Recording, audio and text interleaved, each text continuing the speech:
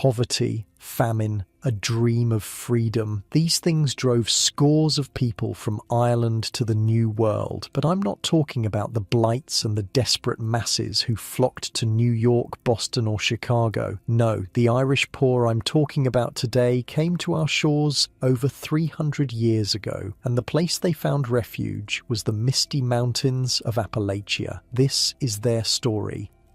So yeah, if these stories work for you, subscribe. And I'm curious, what time is it where you are? Comment your city and time below. I check these and it's wild seeing people from California listening at 3 p.m. while someone from Tokyo says it's already tomorrow there. Okay, tonight it's Ulster, Ireland in the year 1716. But wait, get comfortable before we start. Seriously, adjust those pillows. Pull up that blanket. Where we're going, you won't want to move once we get started. You wake up before dawn because you have to, not because you want to. The straw beneath you has been pressed flat over months of sleeping on it, and every lump in the dirt floor beneath pokes through. Your back aches, always aches. The cottage is one room, just one. You share it with your wife, 3 kids, and sometimes the damn chickens when it's cold enough they'd freeze outside. The smell? Listen, you stopped noticing it months ago. Peat smoke, unwashed bodies, chicken droppings, the mustiness of damp thatch overhead. That's just what air smells like now. Outside, it's still dark. You can hear the landlord's cattle lowing in the good pasture. The pasture you'll never graze your own animals on. Because you don't own animals, you don't own anything really. Not the cottage, not the 1/4 acre of rocky soil you're about to spend 14 hours working, not the spade you'll use to work it. Your name is Eamon, 24 years old. You're a sharecropper in County Antrim, Ulster. Your grandfather came here from the Scottish lowlands back in 1650, lured by promises of land and religious freedom. Those promises? Yeah, about that. Here's what they didn't mention. You'd never own the land. Ever. No matter how hard you worked, how many years you poured into this soil, it would always belong to someone else. Some English or Scottish landlord who might visit once a year, might not. You pull on the same shirt you've worn for 3 weeks. It used to be your father's. The knees of your breeches are worn through, patched with fabric that doesn't match. Your shoes. Well, let's call them shoes, more like leather wrapped around your feet and tied with twine. They'll last maybe another month before they fall apart completely.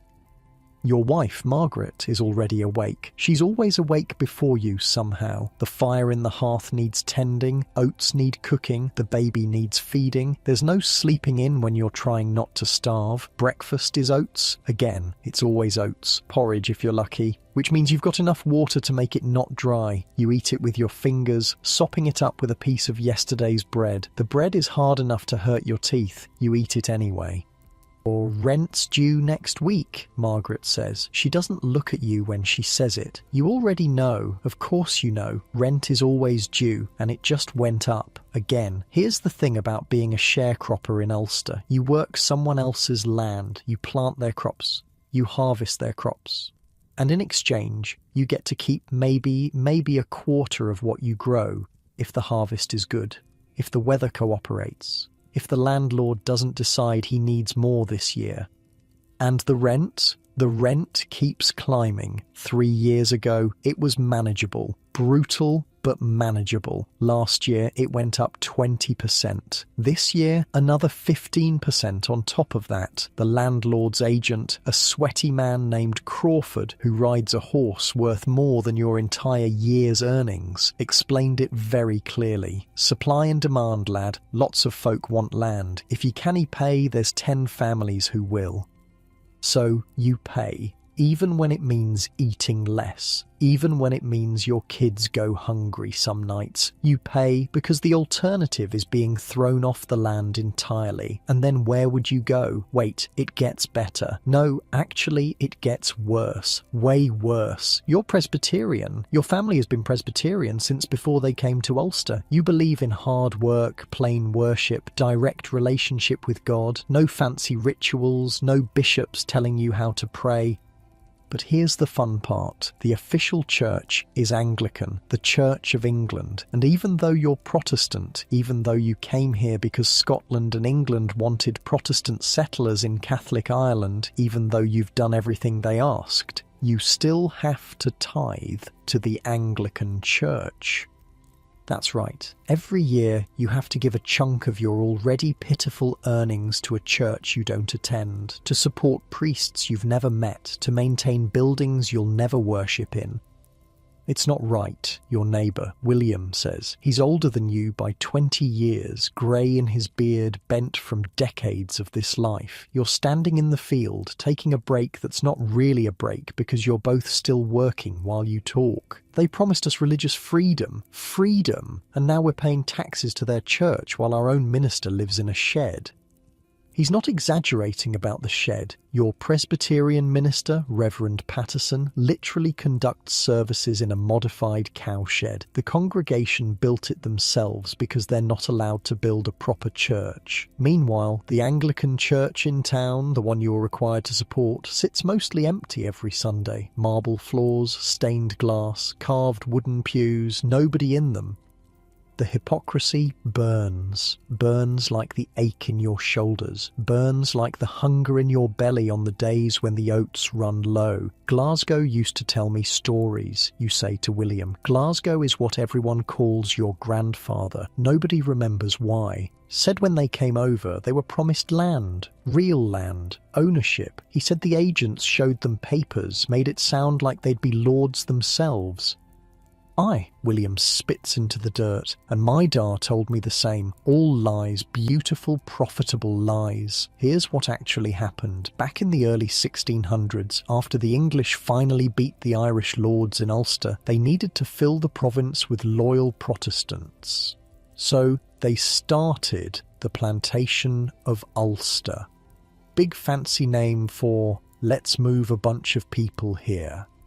The British Crown offered land grants to wealthy English and Scottish landlords. These undertakers, they were called. Each one had to bring at least 48 adult males to settle the land, had to build defences, had to make sure everyone spoke English and attended Protestant services. And it worked. Sort of. By 1630, there were maybe 20,000 adult males here, which meant somewhere around 80,000 to 150,000 total people when you counted women and children, mostly Scots, mostly from the lowlands, where life was already hard, but at least there was some hope of advancement. Your grandfather was one of them, arrived in 1650, already middle-aged, hoping to make a better life. He'd been a small farmer in Scotland, scraping by, hearing these stories about Ulster, empty land, opportunities, a fresh start. What he found was that he'd just traded one landlord for another. The undertakers owned everything. They parcelled it out to tenants. Tenants like your grandfather, tenants like your father, tenants like you. The famine in the 90s, William says. He's pulling a weed as he talks, not looking at you. Lost my first wife in that, and both boys, you remember. Everyone remembers the 1690s. The crops failed, just failed. You don't know why. Something about the weather, the cold, the rain that wouldn't stop. People starved, actually starved. You were just a baby then, but you grew up hearing the stories. Villages where half the people died, families that just disappeared. And what did the landlords do? Raised the rents, figured that with so many people desperate, they could charge more. Basic economics, horrible, brutal economics. My father used to say the soil here is cursed, you tell William. And honestly, you're starting to believe it. The land is rocky, hard to work. Even in good years, the yield is mediocre. You're constantly pulling stones out of the earth, constantly fighting the clay that clumps and won't drain. Constantly watching the rain, praying it's not too much and not too little, knowing it'll probably be one or the other. The work is endless. You're out here from first light, which in October means around 7 in the morning, until you literally can't see your hands anymore, which might be 7 at night, 12, sometimes 14 hours, and that's just the field work. There's also hauling water from the stream a quarter-mile away, chopping peat for the fire, repairing the constantly leaking thatch roof, mending tools that break, trying to keep the chickens from wandering into the landlord's property where they'll be confiscated.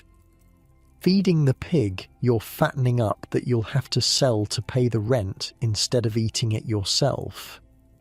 Margaret works just as hard, harder maybe. She's got the kids, the cooking, the endless spinning. See, most families here are involved in the linen trade. It's the only way to make a little extra coin. Flax is the big cash crop in Ulster. You grow it alongside your food crops. Margaret spins it into yarn. When she has enough, you take it to the linen merchant in town. He pays you, not much, but enough to maybe, possibly, keep you above water.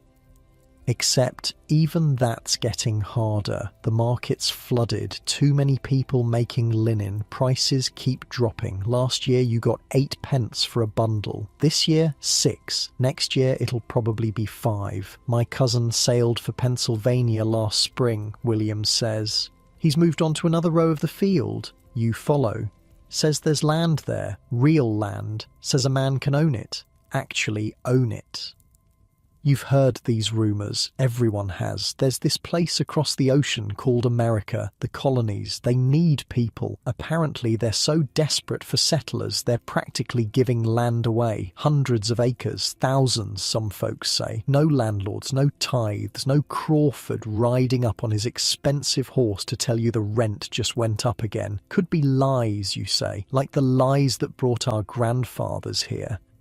Could be. William agrees, but I'll tell you what, if rent goes up one more time, I'm finding out. The sun is fully up now. Your day is just beginning, really. You've got hours ahead of you, hours of bending, lifting, hauling. Your back will scream, your hands will bleed. Tonight you'll collapse onto that straw mattress and barely have energy to eat the oats Margaret's kept warm for you.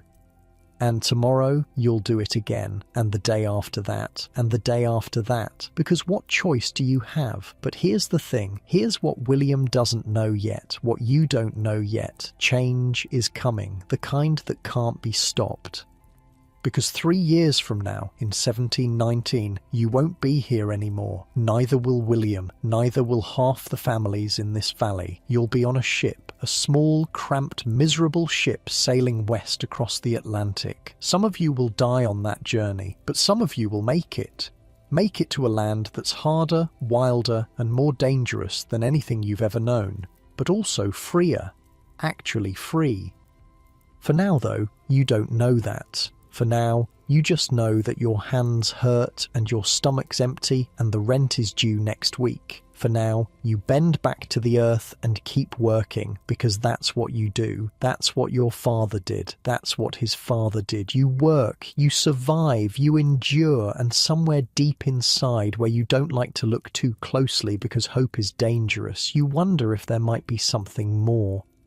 Midday comes. Margaret brings you water in a wooden bucket. The kids trail behind her, the 2 older ones anyway. Little James and Annie, they're barefoot even though it's October. Their shoes wore out in August. You told Margaret you'd make them new ones. You haven't had time.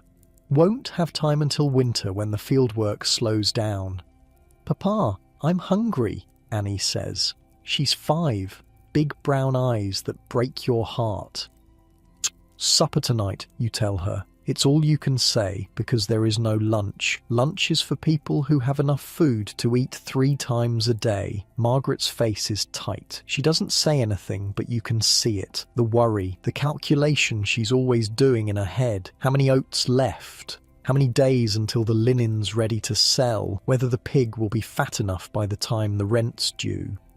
Crawford came by this morning, she says quietly. The kids are playing in the dirt nearby, far enough they can't hear. Said the landlord wants to inspect the cottage next month. Said we need to make repairs or there'll be a fine. Of course there will be, because the cottage that you don't own, that you just live in as part of your tenancy, needs to meet the landlord's standards. Never mind that the landlord's house has glass windows and a slate roof and probably more rooms than you can imagine. Your one-room cottage with its leaking thatch, that needs repairs. That you have to pay for. How much, you ask? Your voice sounds tired even to your own ears. 2 shillings. 2 shillings. That's a week's worth of food. That's half the money you'd saved toward next month's rent. That's gone now. Just gone. You drink the water. It's cold from the stream. That's something. In summer, the water gets warm and tastes like mud and sometimes makes people sick. At least in October, it's still cold. Small blessings. William's right, you know, Margaret says. She's looking at the kids, not at you. About Pennsylvania. My sister's husband's brother went last year. They've got 40 acres. 40, and it's theirs. Not rented, theirs. This is the first time she's brought it up directly. You've both been dancing around it for months. The idea, the possibility, the absolutely terrifying notion of leaving everything you know and sailing across an ocean to a place you've never seen. We'd have to pay for passage, you say. You're not arguing, just stating facts. What, £3 per person? We're 5 people. That's £15. We don't have £15. We don't have £5. Indenture, Margaret says. The word hangs there between you. We could indenture ourselves, work it off in America. Indenture, basically becoming a temporary slave. You sign a contract before you leave. Someone in America pays your passage. In exchange, you work for them for a set number of years, usually 7 years of working for someone else, no pay, just food and shelter. And if you die during those 7 years, well, that's the risk. I'm not indenting my children, you say. Your voice is harder than you meant it to be. I know, Margaret says quickly. I know. I don't know how much longer we can do this, Eamon. You don't either. That's the truth you don't want to say out loud. Every year it gets harder. Every year the rent goes up and the prices for what you sell go down and the gap between what you need and what you have gets wider. You're 24 years old and you're already breaking. You can feel it in your body. The way your back doesn't quite straighten anymore. The way your hands don't quite open all the way in the morning. The way you're so tired, so constantly tired, that some mornings you wake up and think maybe today you just won't get up. Maybe today you'll just lie there on the straw and let whatever happens, happen. But then Annie needs breakfast, and James needs his shirt mended, and the baby needs Margaret, and the field needs tending, and the rent is due. Always the rent is due. So you get up, you go to the field, you bend and lift and haul, you work until you literally cannot work anymore, and then tomorrow you do it again. This is life. For you, for William, for the hundreds of families scattered across this valley and the next valley and the valley beyond that. All of you working land you'll never own. All of you pouring your lives into soil that will never yield quite enough. All of you knowing that your children will inherit this same life unless something changes, unless you change it. The field stretches out before you, endless rows of struggling plants. Behind you, the cottage that isn't yours. Around you, the land that will never be yours. Above you, a grey Ulster sky that promises rain. You wipe your forehead with the back of your hand and keep going. Not because you're strong, not because you're noble, but because stopping means starving, and you're not ready to starve. Not yet. But maybe there's another way. Maybe William's right. Maybe Margaret's right. Maybe across that ocean there's something better. Or maybe there's just a different kind of hell waiting. Hard to say. For now, you've got potatoes to dig. And after that, there's peat to cut. And after that, Margaret will need help hauling water. And after that, if you're lucky, there will be oats for supper and a few hours of sleep before you start all over again. This is October 1716. You don't know it yet, but in 2 years, everything will change. In 2 years, you'll be standing on a dock in Lorne, watching a ship called the William and Elizabeth being loaded with cargo and people. People just like you. People who've had enough. People who've decided that anything at all is better than one more year of this. But that's 2 years away. Right now, you've just got today. Just this field, just these potatoes, just the ache in your back and the hunger in your belly and the impossible hope buried deep in your chest that maybe, somehow, life doesn't have to be like this forever. The final straw comes in March of 1718.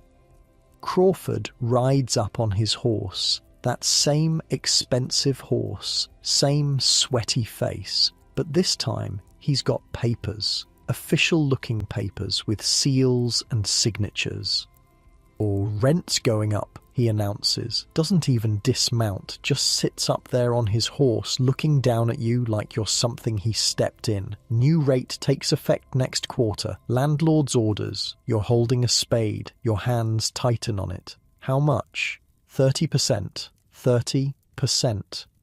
You literally cannot afford that. It's not a matter of tightening your belt or working harder. The math doesn't work. Even if you sold everything you own, even if you gave him every single oat you harvest, it wouldn't be enough. That's impossible, you say. Your voice sounds strange, hollow. Crawford shrugs. Lots of folk wanting land. If ye canny pay, someone else will. He wheels his horse around. "Good day to ye." And he's gone. Just like that.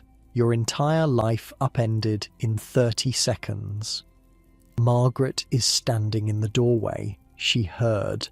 Of course she heard. When Crawford talks, the whole valley hears. "We're leaving," she says. Not a question, a statement. "Aye," you say. "We're leaving." Within a week, half the valley has made the same decision. There's going to be a ship, the William and Elizabeth, sailing from Larne in July, going to Boston. The cost is £5 per adult, 3 for children. You don't have £5, you don't have £3, you barely have 3 shillings. So you do what you have to do. You indenture yourself. Here's how it works. You sign a paper. This paper says that when you arrive in America, you'll work for whoever pays your passage. 7 years, maybe 5 if you're lucky. You'll get food and shelter. That's it. No wages. No freedom to leave. Just work. The alternative is staying here and starving. So really, it's not much of a choice.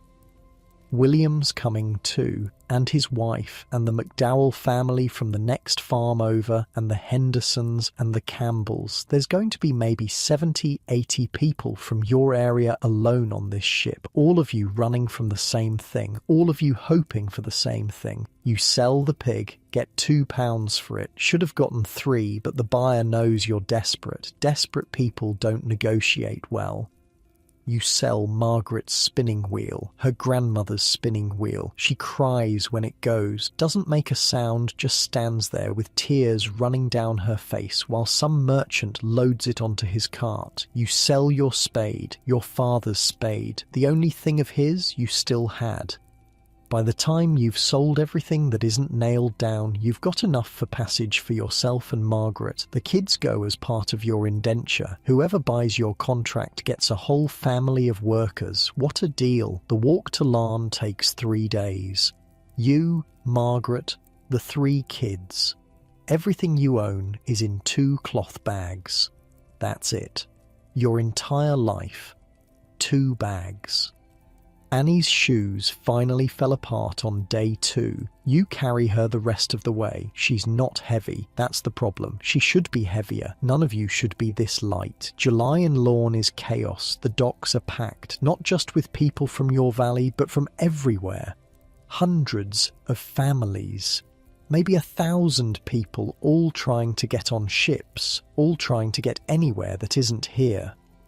The William and Elizabeth is smaller than you expected, way smaller. It's maybe 60 feet long. You count the people waiting to board. 200, easy. 200 people are supposed to fit on this thing. That's not possible, Margaret says. She's holding the baby. Little John. He's 8 months old. Too young for this. Way too young. It's possible, William says. He's standing next to you. It's just going to be miserable. He's not wrong. The ship's captain is a man named Wilson. Thin face, hard eyes. He's done this run a dozen times. You can tell he's already tired of all of you, and you haven't even left yet. Below deck, he barks. Families to the left, single men to the right. You get 4 feet of space. That's it. 4 feet. Make it work. 4 feet. For a family of 5. Below deck is dark, really dark. There's maybe 2 small hatches that let in light for 200 people. The ceiling is so low you can't stand up straight. You're bent over, shuffling along, trying to find your 4 feet of space. The smell hits you immediately. Tar, bilge water, human waste. And this is before the voyage even starts, before 200 people have been crammed down here for 6 weeks. Your space is against the hull. The wooden planks are rough, unfinished. There's no mattress, no straw, just wood. This is where you'll sleep, where Margaret will sleep, where the kids will sleep for 6 to 8 weeks. James looks up at you. He's 7, old enough to understand. Papa? It's an adventure, you tell him. You're lying. You're both aware you're lying. The ship doesn't leave for 2 more days. Those 2 days are practice for hell. 200 people crammed below deck while they load cargo, barrels of water, sacks of oats, salted fish, rope, tar, everything stacked and packed and wedged into every available space. You're not allowed above deck, except for 1 hour a day. 1 hour. And only when the weather's good. The rest of the time, you're down here in the dark with 200 other desperate people. The kids are already crying. Not just your kids, all the kids, babies screaming, toddlers wailing, parents trying to soothe them with nothing to offer but empty promises. Margaret clutches baby John to her chest. We can still leave, she whispers. We could go back. Back to what? You ask. And she doesn't answer because there is no answer. Finally, on July 29th, 1718, the William and Elizabeth leaves port. You're allowed on deck for the departure. Everyone is. 200 people crowded onto a deck that should hold maybe 50. You watch Ulster disappear behind you, the green hills, the grey sky, everything you've ever known getting smaller and smaller until it's just a dark line on the horizon. And then it's gone. You're on the open ocean now, nothing but water in every direction. The ship feels impossibly small, like a toy, like something a child made and set floating in a puddle. How is this supposed to get you across an entire ocean? Below deck, Captain Wilson shouts. Everyone below. Back into the darkness. Back into the smell.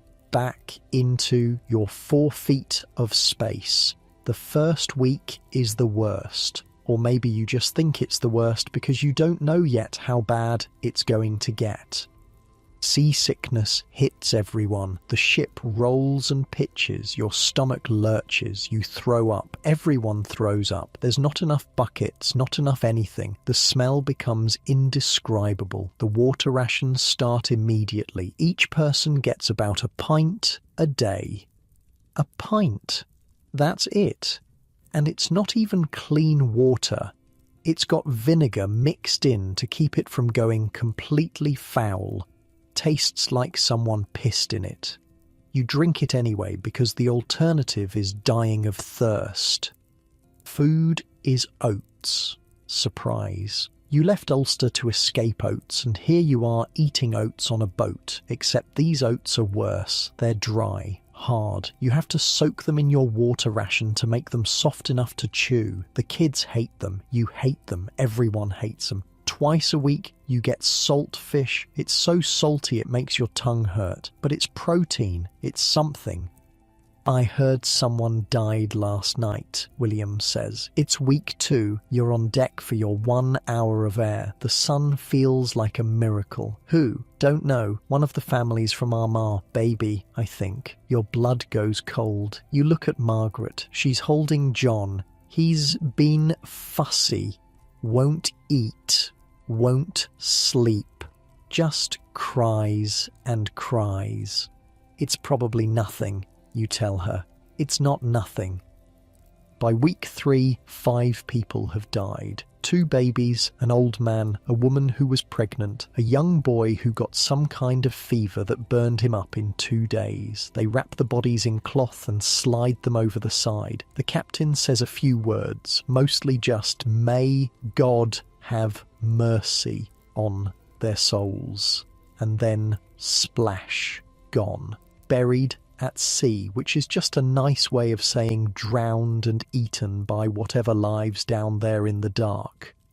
John gets worse. He's burning up with fever. His little face is red and his breathing sounds wrong, wet, rattling. "We need a doctor," Margaret says. She's been saying it for days. "There is no doctor," you tell her. Again, there's no doctor. There's barely a captain. There's just 200 people crammed in a floating box hoping they don't die before they reach land. You try everything. Wet cloths on his forehead, keeping him in the shade, giving him extra water from your own ration, which means you're getting less, which means you're always thirsty. Always. On day 23 of the voyage, John dies. He just stops breathing. 1 minute he's there struggling, fighting, the next minute he's not. Margaret doesn't scream, doesn't cry, she just holds him, rocks him, like he's sleeping, like any minute he'll wake up. "Margaret," you say. Your voice cracks. "Love, we have to." "No, we have to." They take him at sunset. "Captain Wilson won't let you keep a body below deck. Disease," he says. "Risk to everyone else." You wrap John in the only cloth you have, Margaret's shawl, the nice one she'd saved, the one her mother made, and you carry him up to the deck. The sun is setting. The ocean is flat and grey. Nothing but water, nothing but endless, empty water. Wilson says the words, "May God have mercy on his soul," and you drop your baby into the ocean. He doesn't make much of a splash. He's so small. Margaret turns away, walks back to the hatch, climbs below deck, doesn't say a word. You stand there, watching the water, watching the sunset, thinking about how you sold everything, left everything, crossed an ocean, and for what? Your baby's dead, your wife won't speak, your other kids are terrified, and you're still weeks from land. "It'll get better," William says. He's standing next to you. When did he get there? "In America. It'll be better." You want to believe him. God, you want to believe him. But right now, standing on this deck, watching the sun disappear, you're not sure you believe anything anymore.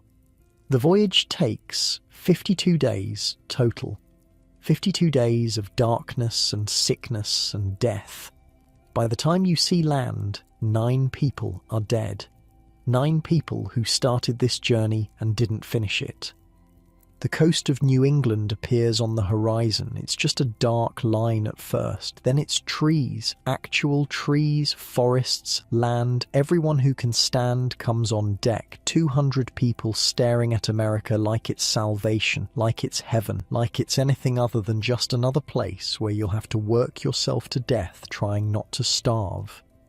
But at least it's land, solid land, land that doesn't roll and pitch, land where you can stand up straight, land where the air doesn't smell like piss and death. Boston Harbor is crowded, ships everywhere. The William and Elizabeth has to wait for a berth. You wait all day, staring at the city. It's bigger than anything you've ever seen. Buildings, docks, people everywhere. "They'll be needing workers," someone says. "That's why they let us come. They need us." Maybe, Or maybe they just need bodies to fill space, bodies to work land, bodies to do the jobs nobody else wants. Hard to say. Either way, you're here now. You made it. You survived. Most of you anyway. Margaret still hasn't spoken, not since John died. She holds Annie and James close. Won't let them out of her sight. You don't push. What is there to say? The gangplank goes down. Captain Wilson stands at the top. "Welcome to the new world," he says. He doesn't sound like he means it. "God help you all." And one by one, you file off the ship, off the floating prison, off the thing that brought you here and took so much from you. Your legs don't work right. The ground feels like it's still moving. Everyone's stumbling around like drunks. The dock is chaos, people shouting, merchants, ship captains, and others, men in fine clothes, looking at you like you're livestock, because that's what you are now, livestock. You sold yourself, now someone's going to buy you. There's a system to this, you realise. The well-dressed men, they're plantation owners, farm owners, business owners. They're here looking for workers, cheap workers, free workers, basically. People who'll work for years for nothing but food and shelter. Some of them are decent, probably, treat their indentured servants fairly, give them good food, reasonable work hours, keep their promises about the 7 years. Others, not so much. You hear stories while you're waiting, whispered stories from people who've been here before, who are heading back to Ireland after their indenture was up. Stories about masters who work you 18 hours a day, masters who beat you if you complain, masters who extend your contract on any excuse, broke a tool, that's another year, got sick and couldn't work for a week, that's another 6 months. The legal system protects the masters, not you. Remember that. A man approaches, well-dressed, clean. He looks at you, at Margaret, at the kids. "You're indentured?" he asks. Voice is neutral, not kind, not cruel, just business. "Aye." "How many years?" "7. He nods, looks you up and down, checking your teeth like you're a horse, looking at your hands, your shoulders, seeing if you're worth the investment. "You look strong enough. Can you work land?" "I'm a farmer." "Were a farmer," he corrects. "Now you're mine for 7 years. Can you read?" The question surprises you. "No, sir." He seems pleased by this. Illiterate servants are easier to control, probably. Can't read their own contracts. Can't argue about what the papers say. "Your wife?" He's looking at Margaret now. She's holding Annie and James, one in each arm. "Won't look at him." "She can spin," you say. "Linen. Good at it." "Children old enough to work?" Your stomach turns. James is 7. Annie is 5. They're babies. But here, now, they're potential labour. "They can do light work," you hear yourself say, hating yourself for it. The man pulls out papers, a quill. "Here's the arrangement, 7 years service. I pay your passage, all 5 of you. That's £16, I'm out. You work my land in Virginia. I provide food, shelter, basic clothing. You get Sundays off for church. At the end of 7 years, you get your freedom and 50 acres of land. That's the law. I follow the law." 50 acres. In 7 years, you could own 50 acres. That's more land than you could have dreamed of in Ulster. Sign here. You take the quill. Your hand is shaking. This is it. This is the moment. 7 years of your life signed away. But 7 years with an end. 7 years that lead to something. The signature is just an X. You can't write your name, so you make your mark. "Good," the man says, doesn't smile, just rolls up the papers. "Name's Caldwell, Robert Caldwell. My farm's in the Shenandoah Valley. You know where that is?" "No, sir. Virginia, west of the main settlements, frontier country. We leave tomorrow, wagon train heading south. Be ready at dawn." He hands you a token, copper disc with his name stamped on it. "Show this to the wagon master. He'll know you're mine." And he walks away. Just like that, you've been purchased, owned, You and your whole family. Margaret finally looks at you. Her eyes are empty. 50 acres, you say, trying to make it sound hopeful. In 7 years. In 7 years, she repeats, flat, hollow. If we survive 7 years, William comes over. His face is grim. I got bought too. Man named Peterson, farm in Pennsylvania, leaving in 3 days. So you're splitting up. You and William, after everything, after leaving Ulster together, after crossing the ocean together, after surviving everything, now you're going different directions. Pennsylvania's supposed to be good land, you say. Aye, and Virginia's supposed to be beautiful. He tries to smile, doesn't quite manage it. Maybe after 7 years, we'll both be landowners. Maybe we'll be neighbours again. Maybe. You both know it's not likely. 7 years is a long time. People die, things change. The odds of both of you surviving your indentures, getting your 50 acres, somehow finding each other again in this massive wilderness, not good. But at least you're here. At least you made it. At least you're alive. William clasps your hand, holds it. Take care of your family. You too. And then he's gone. Walking toward his new master, walking toward Pennsylvania, walking out of your life. You look at Margaret, at Annie, at James, your family, what's left of your family. We should find somewhere to sleep tonight, you say, before we head to Virginia. Margaret nods, still not really talking, still somewhere far away in her head, probably still with John, still seeing his little face, still feeling his weight in her arms.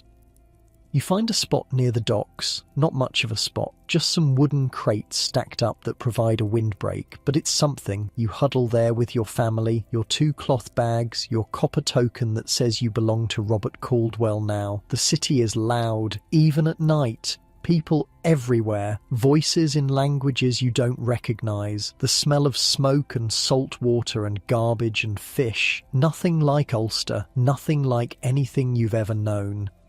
James falls asleep quickly, exhausted. Annie takes longer. She keeps asking questions. Where's the house, Papa? When can we have a real bed? When do we eat something that isn't oats? Soon, you tell her. All lies. Soon, sweetheart. Margaret doesn't sleep, just sits there staring at nothing. You put your arm around her. She doesn't respond, doesn't pull away, just sits. We're going to be all right, you whisper. More lies. Maybe not lies. Hard to say. Tomorrow you head to Virginia, to the Shenandoah Valley, to frontier country, to a place you've never seen, to work for a man you just met for 7 years with no guarantee of anything except that it'll be hard. But at least it's land. At least it's not Ulster. At least it's not Crawford riding up on his horse telling you the rent's going up again. At least it's a chance. You close your eyes, try to sleep. Can't. The ground is hard, the city is loud, your baby is dead, your wife is broken, your children are frightened, and you're about to spend 7 years as somebody else's property. But at least you're here, at least you made it, at least the journey is over. No. Wait. The journey's not over, the journey's just beginning, because this is Boston and you're not staying in Boston. Nobody wants workers in Boston, too crowded already, too many people. Where you're going is south, way south, to places that don't even have names yet, to frontiers, to mountains, to places so wild and dangerous that the only people who'll go there are people like you, people who have nowhere else to go. Dawn comes too early. Caldwell's wagon train is 20 wagons strong, families, single men, all heading south. Some are indentured like you, others are freemen who've saved enough to buy land. Those ones look at you different, like you're less than, which legally you are. The wagons are packed with supplies, tools, seeds, barrels of salt pork, sacks of corn, everything needed to start farms in places where there are no farms yet, where there's nothing but trees and mountains and whatever the hell else is out there. You don't get a wagon. Indentured servants walk. Caldwell makes that clear right away. The wagons are for supplies and the families who've paid for passage. your cargo that walks. So you walk, you and Margaret and the kids, your 2 cloth bags over your shoulder. Annie starts crying after the first hour. Her feet hurt, she's hungry, she's tired. You carry her, then your shoulder hurts, then you put her down and she cries more. This is going to be a long trip.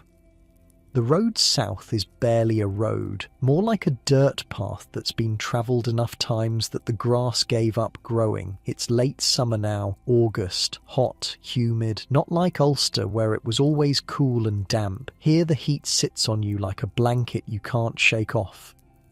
James tries to be brave. He's 7, old enough to know he needs to be strong, but you can see it in his face. The fear, the exhaustion, the way he keeps looking back toward Boston like maybe they can still go back. There is no going back. The other indentured families keep to themselves mostly. Nobody wants to make friends. What's the point? You're all going to different places, different masters, different futures. Better to just keep your head down and survive the journey. But there's one family, the Andersons. They're Scottish, from the lowlands, came over on a different ship but ended up in the same situation. John Anderson and his wife Kate. They've got 2 boys, older than your kids, maybe 9 and 11. Where's Caldwell taking you? John asks. It's day 3 of the journey. You're stopped for the night. Everyone's exhausted. Shenandoah Valley. You? Same. We're all going to the same place, looks like. Valley's opening up. They need workers to clear land. Clear land. That means trees. Endless trees. Bigger than anything you've ever seen. You've caught glimpses of the forests you're passing through. Trees that would take 5 men holding hands to circle. Trees that stretch up so high you can't see the tops, and you're supposed to cut them down with axes, while also planting crops and building shelters and somehow not starving or dying. Fun times ahead. You ever done this kind of work? You ask John. Farming? This? He gestures at the wilderness around you.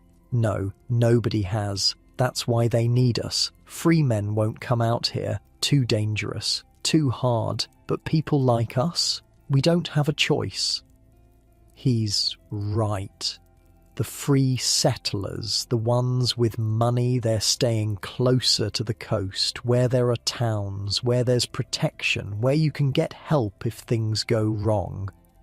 The frontier, that's for desperate people, people who are willing to risk everything because they've already lost everything. The journey takes 3 weeks, 3 weeks of walking through heat and dust and occasionally rain that turns the path into mud. 3 weeks of eating whatever the wagon train provides, which is mostly corn mush and sometimes salt pork if you're lucky. Annie gets sick around day 10. Fever. You're terrified it's what killed John, but it breaks after 2 days. She's weak, but she lives. Small blessings. Margaret still isn't talking much. She walks, she tends the kids, she does what needs doing, but she's somewhere else. Somewhere you can't reach. You try once. We're going to be all right, you tell her. It's night. The kids are asleep. You're lying on the ground, staring up at stars you don't recognize. She doesn't respond, just closes her eyes. You don't try again. The Shenandoah Valley is beautiful, you'll give it that. Mountains on both sides, a river running through it, trees everywhere. The soil looks dark and rich, not like the rocky clay of Ulster. This is real soil, soil that might actually grow things.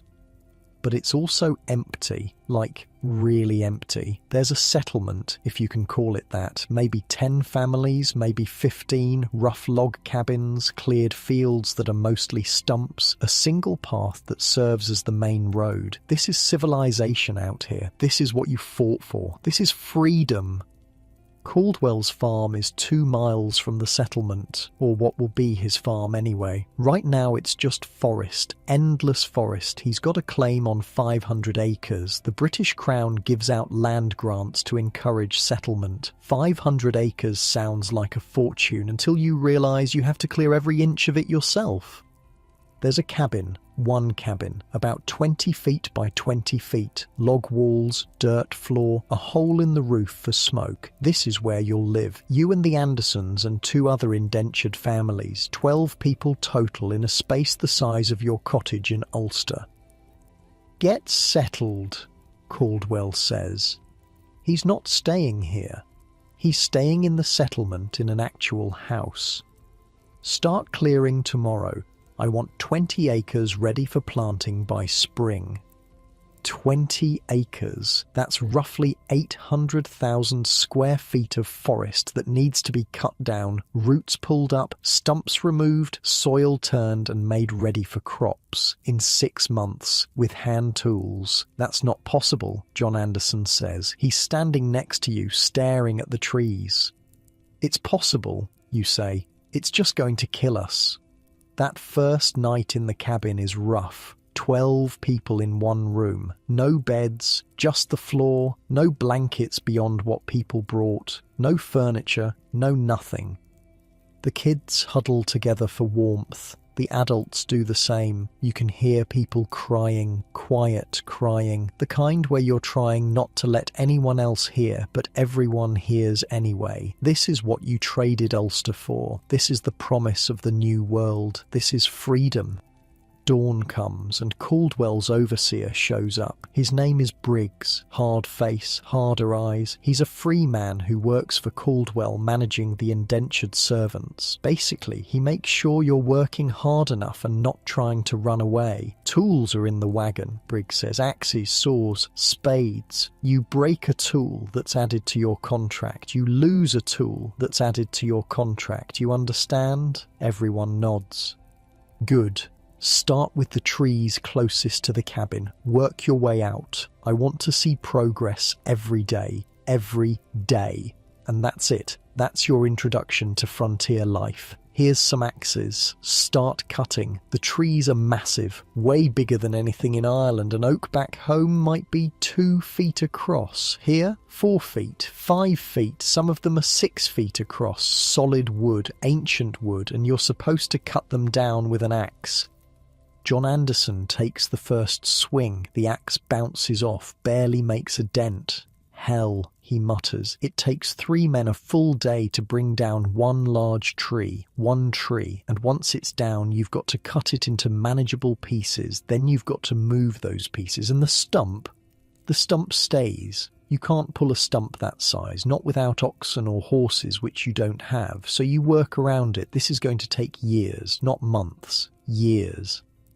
But you don't have years, you have until spring, so you work. 14 hours a day, 6 days a week. Sundays you're supposed to rest, go to church, except there's no church, there's no anywhere. So Sunday becomes the day you repair tools and tend your own small garden plot that Briggs lets you keep for vegetables. The work destroys your body. Your hands blister. The blisters pop. They blister again. Eventually they callus so thick you can barely bend your fingers. Your shoulders ache constantly. Your back seizes up. You're 24 years old and you move like you're 50. But you're not the only one suffering. Margaret works too. The women work. Not cutting trees, but cooking, preserving food, tending gardens, hauling water, making clothes, doing every other job that keeps people alive. Annie and James help where they can, carrying small branches, fetching water, stirring pots. They're too young for this, way too young, but childhood is a luxury nobody can afford out here. September turns to October. The leaves change colour, red and gold and orange. It's beautiful in a way that makes you angry. How can it be beautiful when everything hurts? How can nature be putting on a show when you're dying by inches? The temperature drops. You need warmer clothes. You don't have warmer clothes. You've got what you wore on the ship and that's it. Kate Anderson knows how to sew. She makes a deal with Briggs. She'll make him a shirt if he'll give the indentured families some fabric. He agrees. She makes shirts for all the kids. Rough fabric. Poorly cut. But warm. Warmer than what they had. You try to thank her. She waves it off. We're all we've got out here.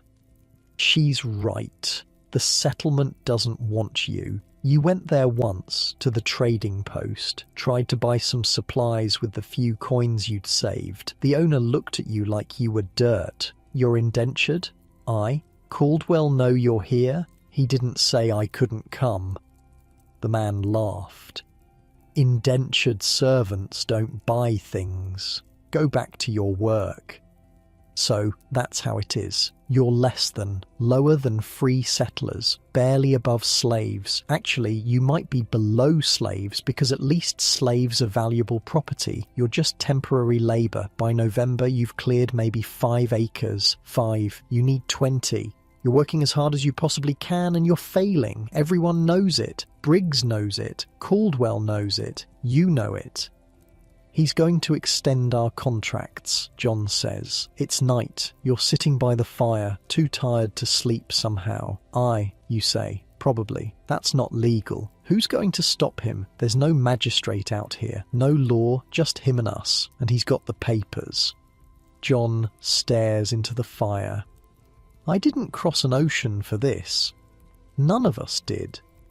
But here you are anyway, because turning back isn't an option. Running away isn't an option. Briggs made that clear the first week. You run, we hunt you, we find you, we add 3 years to your contract. We don't find you, well, the wilderness gets you anyway. The wilderness. That's the other thing. You're not alone out here. There are animals, bears, wolves, elk, and according to Briggs, there are also natives, Cherokee, Shawnee, other tribes whose names you don't know. They don't like us being here, Briggs said. This is hunting land, their hunting land, but the Crown says it's ours now, so that's that. Except it's not that simple. You've seen signs, tracks, a camp that looked recent. Once you found an arrow stuck in a tree near your work site. Nobody said anything about the arrow. You all just worked a little faster that day. Winter hits hard. Harder than Ulster, somehow. It's different here. The cold is sharper, cuts through your clothes, and there's snow, real snow. Not the dusting you'd get in Ireland. This is feet of snow, piles of it. The cabin is freezing. You've got 1 fireplace and 12 people, and not enough wood because you've been too busy clearing land to stockpile firewood. You burn green wood. It smokes, fills the cabin with smoke. Everyone's coughing all the time. James gets sick, really sick. Lung sickness. The coughing sounds wet, sounds like John did on the ship. Margaret finally speaks. Not again, she says. First words in months. I'm not losing another child. She stays with James day and night, keeps him warm, forces him to drink water, feeds him broth when he can keep it down. She wills him to live through sheer stubbornness, and somehow he pulls through. The fever breaks, the cough eases. He's weak as a kitten, but he's alive. Margaret cries, actually cries. First time since John died. She holds James and cries, and you hold both of them, and for the first time in months you feel something other than exhaustion. Maybe you can survive this. Maybe. Christmas comes. Nobody celebrates. There's nothing to celebrate with. No special food, no gifts, no church service. Just another day of being cold and hungry and tired. But Kate Anderson makes a stew, uses some of the precious salt pork, adds wild onions she'd gathered in the fall, makes enough for everyone. And for one meal, one single meal, you're all sitting together eating something that actually tastes good. To surviving, John says. Raises his wooden cup of water like it's wine. To surviving, everyone echoes. It's not much, but it's something. Out here, something is everything.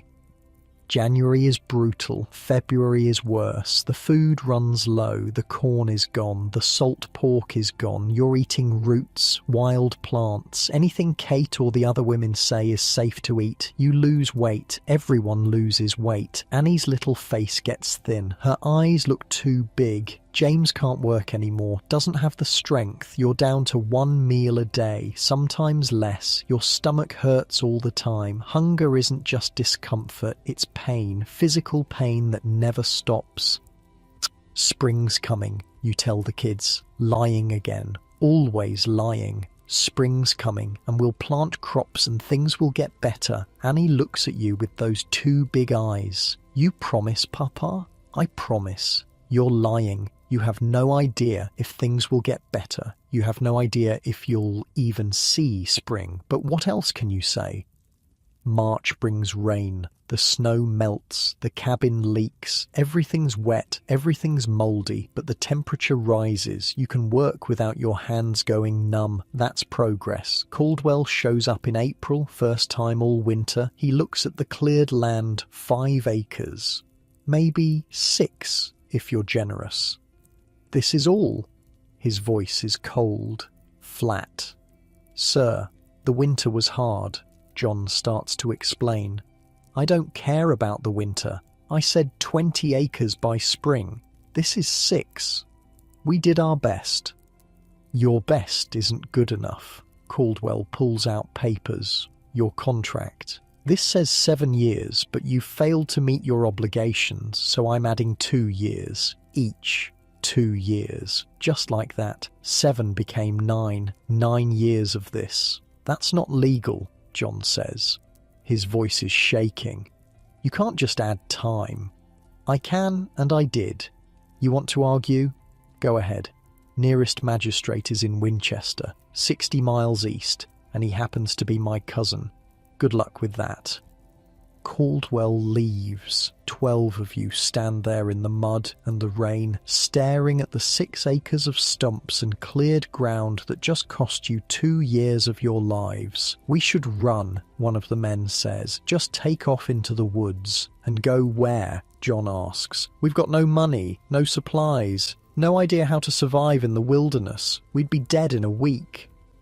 He's right. You're trapped, not by chains, not by walls, but by circumstance, by lack of options, by the simple fact that this is still better than dying. So you don't run, you go back to work, because that's what you do. That's all you can do. You survive, you endure. You keep going, because stopping means dying, and you're not ready to die. Not yet. Not after everything. Not after crossing an ocean. Not after losing John. Not after watching Margaret break and slowly, painfully put herself back together. Not after nearly losing James. You've come too far to quit now. Even if too far just means you're stuck in place. Even if freedom is still 9 years away. Even if you're not sure you'll survive 9 years. You've got no choice but to try.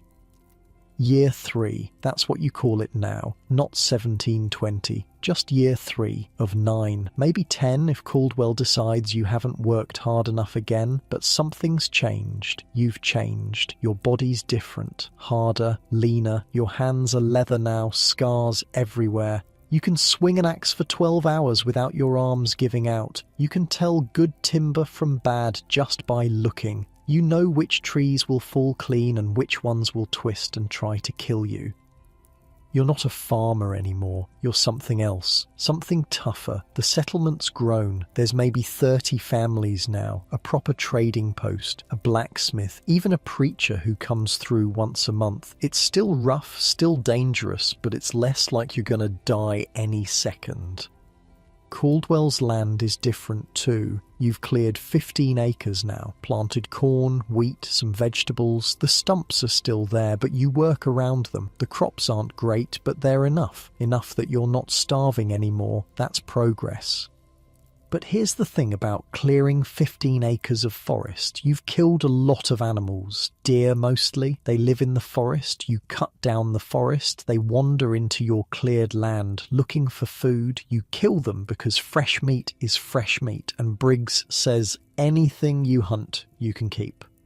First time you killed a deer was year 1. Pure accident. You were hauling wood and this buck just stood there staring at you. You grabbed the axe, threw it, somehow hit the thing in the neck. It went down. You stared at it for a full minute, shocked you'd actually done it.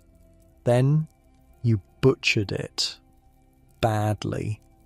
Wasted half the meat because you didn't know what you were doing. But the half you saved fed 12 people for 3 days. John Anderson saw you do it. We need guns, he said. Can't keep throwing axes at deer. Guns cost money. Everything costs money. Doesn't mean we don't need them. He was right. Out here, a gun isn't a luxury. It's survival, for hunting, for protection, for everything. Briggs has a gun, an old musket he's had forever. He uses it to hunt sometimes. You watch him. Watch how he moves through the woods, how he tracks, how he waits. You want to learn? He asks one day, catches you watching. I'll teach you, but you owe me. Owe you what? Whatever I decide. Deal? You don't have a choice. Deal. Briggs teaches you to hunt, really hunt. Not just stumble across deer and throw things at them. He shows you how to read tracks, how to move quiet, how to wait, how to aim. The musket is heavier than you expected. Kicks like a mule when you fire it. First shot you take, you miss completely. Hit a tree about 10 feet to the left of the deer you were aiming at.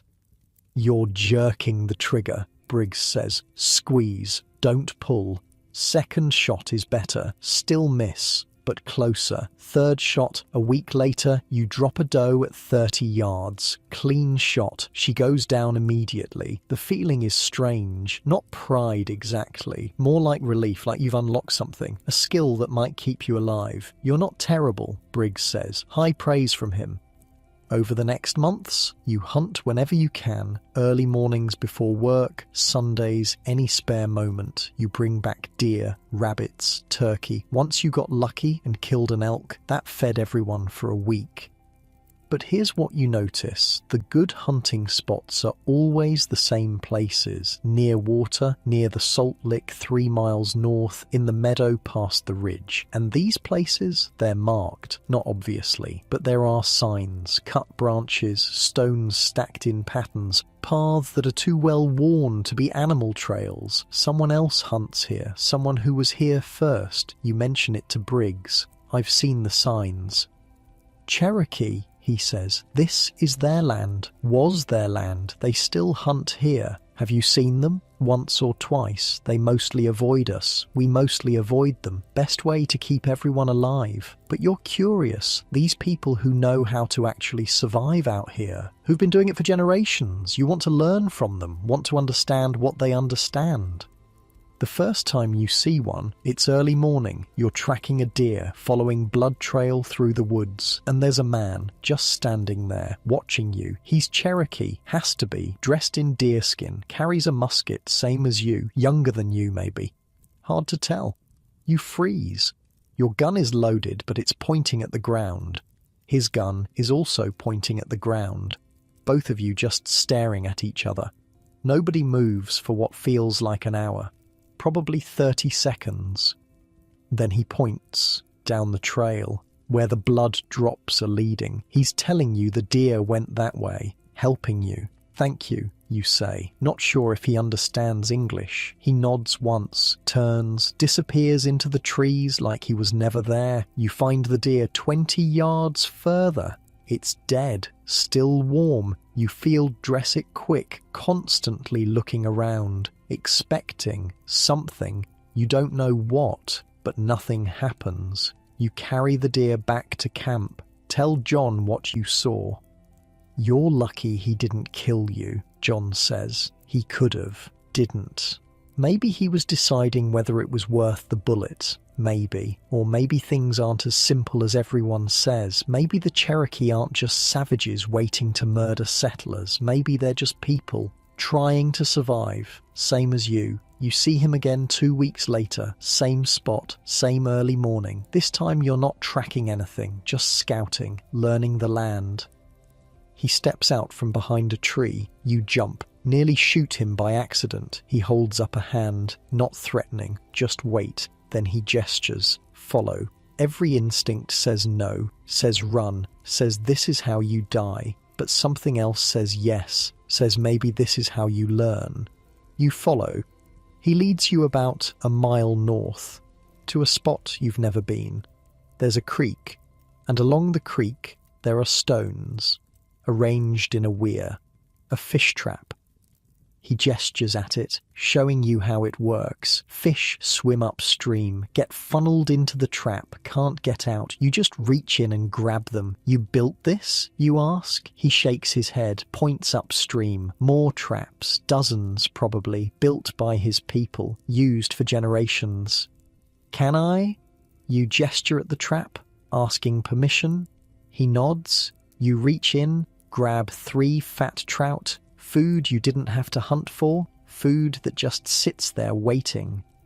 He watches you, makes sure you're not taking too many. You take 3 and stop. Seems right. Thank you, you say. Wado. You'd heard that word somewhere. Cherokee for thank you. Probably said it wrong, but you tried. Something changes in his face. Not quite a smile, but close.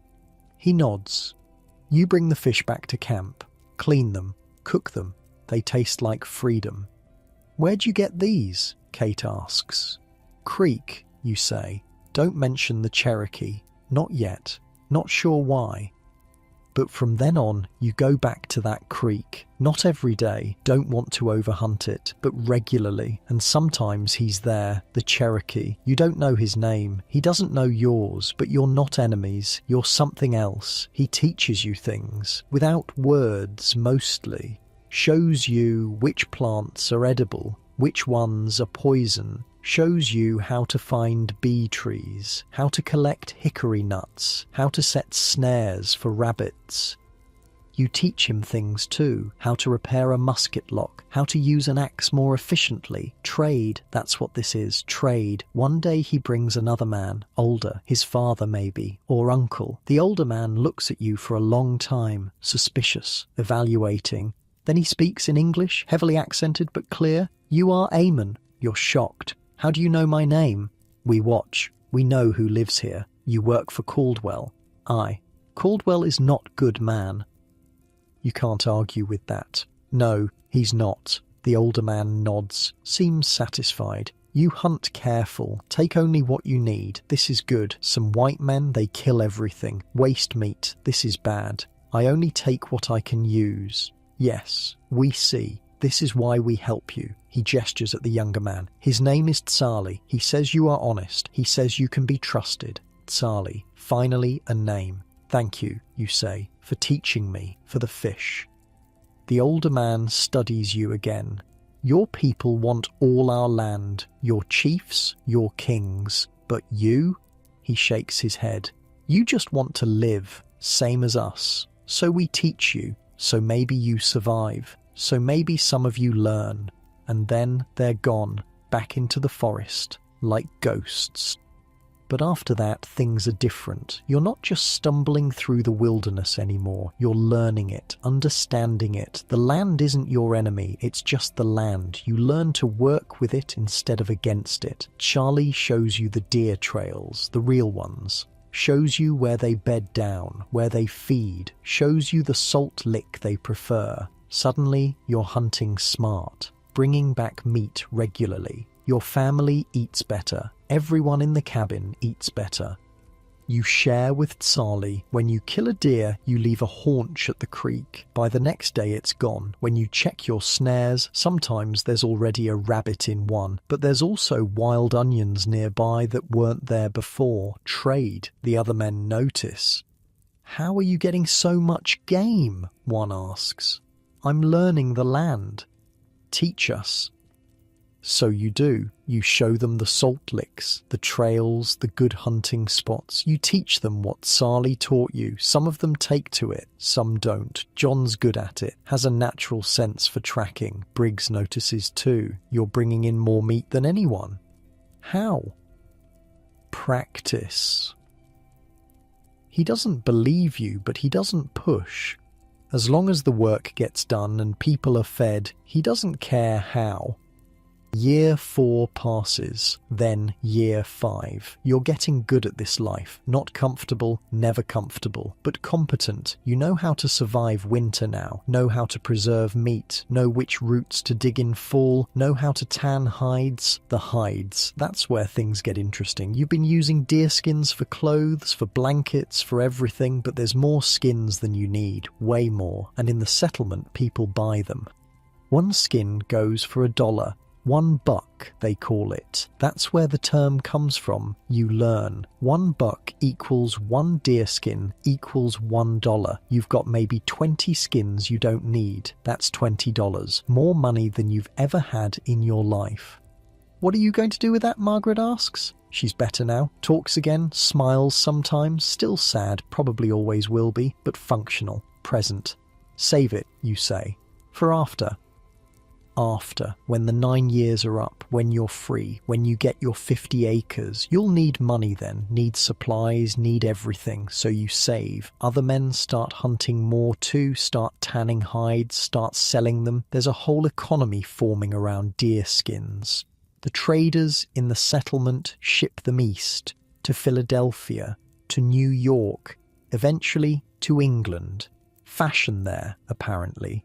Ladies want leather gloves, deerskin gloves. So, your suffering, your hunting, your hard work in the Appalachian wilderness ends up as some rich lady's gloves in London. Strange world. But you don't care where they go. You care that they're worth money, that each buck you earn gets you closer to freedom, to land, to something that's actually yours. Year 6. You're 30 now. Feel 50. Look 40, probably. Margaret's 28. James is 13. Annie's 11. They're not kids anymore. They work. Really work. James can swing an axe almost as good as you. Annie can dress a deer faster than most of the men. Your family is surviving. More than surviving. You're building something. Not much. Not yet. But something. And the land. You know the land now. Every creek, every ridge, every valley. You know where the deer gather in winter, where the turkey roost, where the best fishing is, where the blackberries grow thick in summer. This place is starting to feel like home. Not like Ulster, nothing like Ulster, but home in a new way. Earned, hard won, yours in a way that rented land never was. Tzali approves. You can tell. He nods when he sees you, brings his sons sometimes, young boys who watch you with curiosity. You show them how to fix a broken axe handle. They show you how to cool turkey. More Cherokee come around. They're curious about the settlers who aren't trying to kill them or steal everything, who hunt respectfully, who trade fairly, who learn instead of just taking. The older man, you learn his name is Agan, brings you a gift, a knife. Beautiful knife, bone handle, blade made from traded steel sharpened to a razor edge. You are friend, Agan says. Friends give gifts. You don't have anything worthy to give back, but you make him a metal tool. Use Briggs's forge when he's not looking. It's crude but functional, a scraper for tanning hides. Agan accepts it, nods. Good trade. Not everyone is happy about this friendship. Some of the other settlers mutter, "You're getting too friendly with the savages. They don't understand, don't want to understand, but you don't care. These savages have taught you how to survive, have fed your family, have treated you with more respect than Caldwell ever has. Briggs doesn't care either. Long as the work gets done and nobody dies, you can be friends with whoever you want." 3 years left. 3 years until freedom, 3 years until 50 acres of your own, 3 years until you're not property anymore. You can make it. You've made it this far. Through death, through near starvation, through winters that tried to kill you, through masters who see you as nothing but tools. You've survived. And more than that, you've learned. Learned the land, learned to hunt, learned that the people everyone told you to fear might be the only honest friends you have out here. 3 more years. You can do 3 more years. You're sure of it now. Unlike your broken back and shaky hands, you have to do it now. The Appalachian Mountains stretch out around you. Misty in the morning, green and endless, dangerous, beautiful, home. Year 9 arrives faster than you expected and slower than you can stand. May 1727. That's the date on your freedom papers. Caldwell hands them over like he's doing you a favor, like he didn't just steal 9 years of your life. "You've completed your service," he says, formal. cold. Your land grant is recorded with the Colonial Office, 50 acres on the western edge of the valley. It's yours. Yours. That word sounds fake, sounds impossible, but the papers are real. You read them yourself. Well, John reads them. You still can't read much. But John can, and he confirms it. 50 acres. Legal, owned, not rented, not borrowed, owned. Margaret cries, actually cries. First time in years you've seen her cry from something other than grief. We're free, she says, like she can't believe it. We're actually free. The Andersons get their papers too. Same day, you walk out of Caldwell's property together. 12 people who walked in as servants. 12 people who walk out as free settlers. Nobody says much, too big to talk about. You just walk, away from the cabin you've lived in for 9 years, away from the cleared land you've bled over, away from Caldwell, away from Briggs, away from all of it. Your 50 acres are 3 miles northwest, near the creek where Sally taught you to fish. That's not an accident. You requested this land specifically. Caldwell thought you were crazy. Nothing but forest up there. Good. You know forest. You know how to work it. The 4 families split up. The Andersons go east. The other 2 families go south and west. Everyone's got their 50 acres. Everyone's got their fresh start. You stand on your land, trees everywhere. A creek running through the northern edge. Rich soil. Good hunting. Perfect. Where do we build? James asks. He's 17 now. Tall, strong. Looks nothing like the scared 7-year-old who crossed the ocean. Near the creek, you say, close to water, but high enough the spring floods won't reach us. You've been planning this for years, know exactly where the cabin goes, where the fields will be, where the barn will go if you ever get animals. Got it all mapped in your head. But first, you need tools, need supplies, need everything, because Caldwell gave you your freedom and your land grant and absolutely nothing else. Good thing you've been saving 23 deerskins worth of money. $23. It's not much, but it's something. You go to the trading post. Different now. You're not indentured anymore. You're a free landowner. The owner treats you different, calls you sir, asks what you need. Axe, saw, nails, seeds, a milk cow if you've got one cheap. He totals it up. $18. You hand over the money, watch it disappear. 9 years of savings gone in 5 minutes, but you've got tools, got seeds, got a scraggly cow that looks half dead but might survive if you're lucky. You'll need more than that, the owner says. Not unkind, just honest. Building a homestead takes years, and money. I'll hunt. He nods. Deerskins are still good trade. Beaver too if you can trap them. Otter, fox, anything with fur, we'll buy it. So that's the plan. Hunt, trap, tan hides. Trade them for what you need. Slowly, piece by piece, build a life. Building the cabin takes all summer, just you and James at first. Margaret and Annie help where they can, but most of the heavy work falls on you two. The cabin's small, 16 feet by 20 feet, 1 room, log walls using the notching method you learned watching others. No nails in the walls, just fitted logs, chinking between the logs with mud and moss. Roof made from split boards you cut yourself. It's rough, crude, not much to look at, but it's yours. You built it with your own hands on your own land, and nobody can take it from you. The door is just boards on leather hinges. The windows are holes covered with oiled paper. The floor is packed dirt. The fireplace is riverstone mortared with clay. But there's a loft where the kids can sleep. There's a root cellar dug underneath for storing food. There's a small barn, more of a shed, really, for the cow. It's beautiful, Margaret says. She's standing in the doorway, looking at this rough cabin like it's a palace.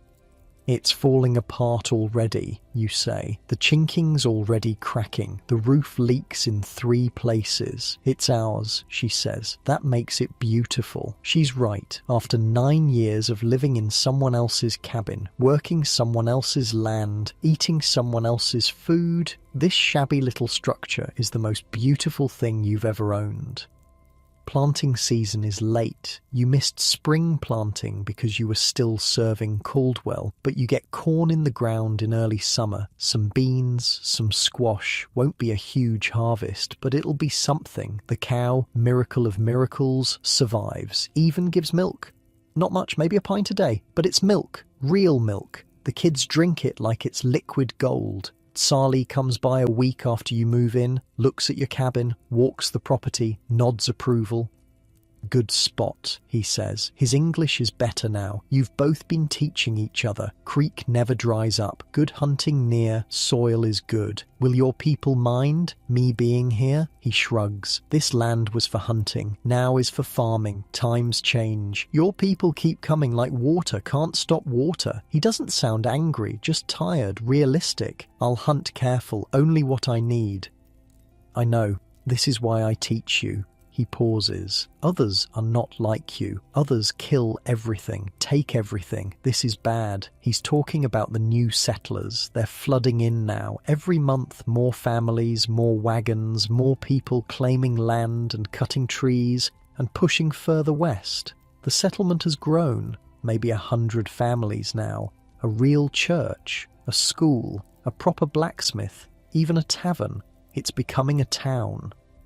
And with more people comes more problems, more conflicts with the Cherokee. Some settlers don't care about hunting respectfully, don't care about taking too much, see the Cherokee as obstacles, not neighbours. There will be trouble, Sally says. Soon. My chiefs are angry. Your chiefs want all our land. War is coming.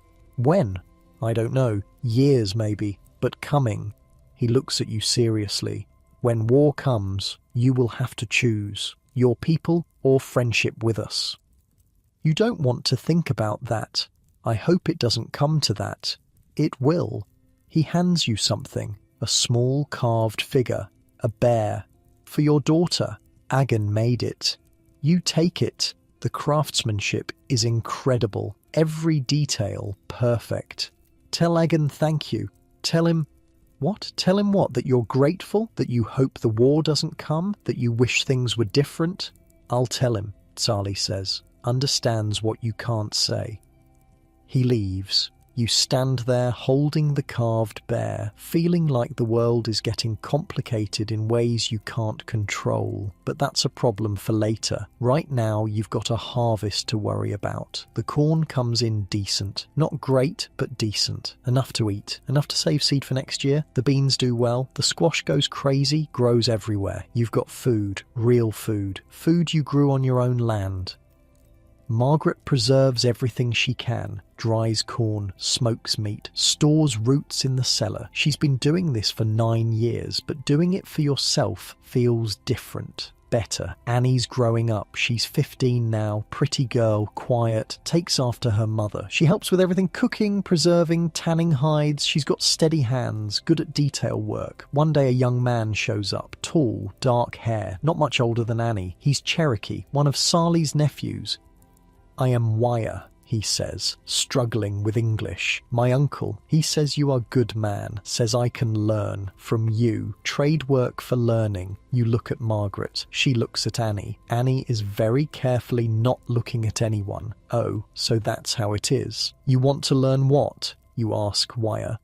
Metal work, English words, how white men build, how they farm. He hesitates.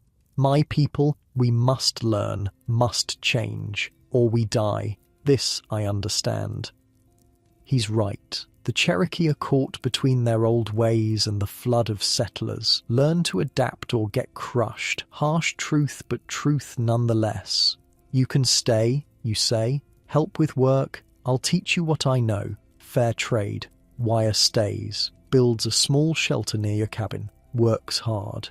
Never complains. Learns fast. His English improves. He picks up farming techniques. blacksmithing basics, carpentry. And he and Annie, they're careful, respectful, but you see the looks, the small smiles, the way they find excuses to work near each other. Margaret sees it too. "What do we do?" she asks, quiet. "Just the two of you." "Do about what?" "Don't play dumb. Annie and that boy. His name's Wire. I know his name. He's Cherokee, Eamon. She doesn't finish. "If they what? Fall in love? Get married? Have children?" You keep your voice low. Lots of traders marry Cherokee women. Lots of Cherokee men marry white women. It happens. That's different. Those are traders. Frontiersmen. We're settlers. We're people. They're people. If they care for each other, who am I to stop them? Margaret is quiet for a long time. Then, "Your children would be mixed, both and neither. Do you know how hard that is? Harder than crossing an ocean? Harder than watching our baby die? Harder than 9 years of servitude?" You shake your head. "I've seen hard, Margaret. Love isn't hard. Love is the easy part." She doesn't argue, just sighs, worried, like a mother should be. But nothing happens. Not yet. Annie's young. Wire's young. They're just circling, figuring out what they feel, what's possible.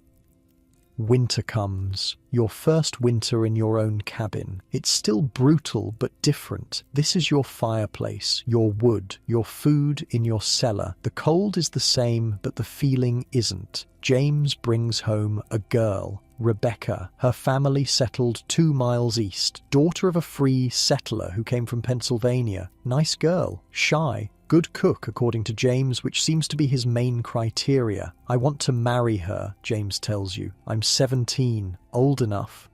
You are, you agree. "You got land?" "Working on it. Land office says I can claim 50 acres adjacent to yours. I've started clearing it." Your boy, grown up, building his own life on land next to yours, the way it should be. "Then marry her," you say. "Build your cabin. Build your life. You've earned it."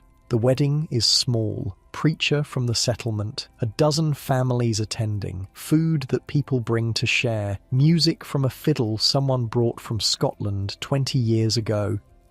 You watch James marry Rebecca and you think about how far you've come, from a sharecropper's son in Ulster to a landowner in America, from owning nothing to watching your son start his own farm on his own land. The land is filling up, more cabins going up, more fields being cleared. Every month there's news of someone new arriving, families from Ulster, from Scotland, from Germany, from everywhere, all of them looking for the same thing you were looking for: land, freedom, a chance.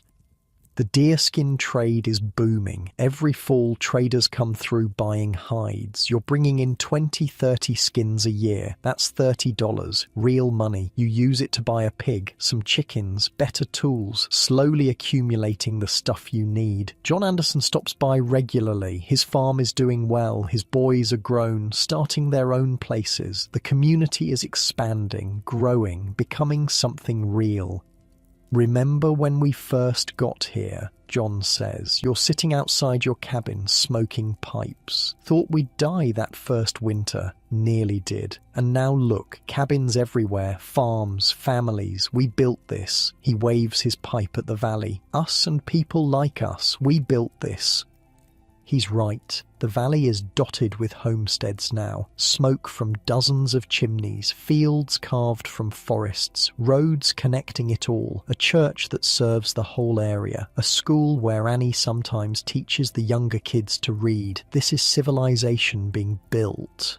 Not by kings or lords or rich men, by people like you, people who cleared the land themselves, built the cabins themselves, made it work through sheer stubbornness.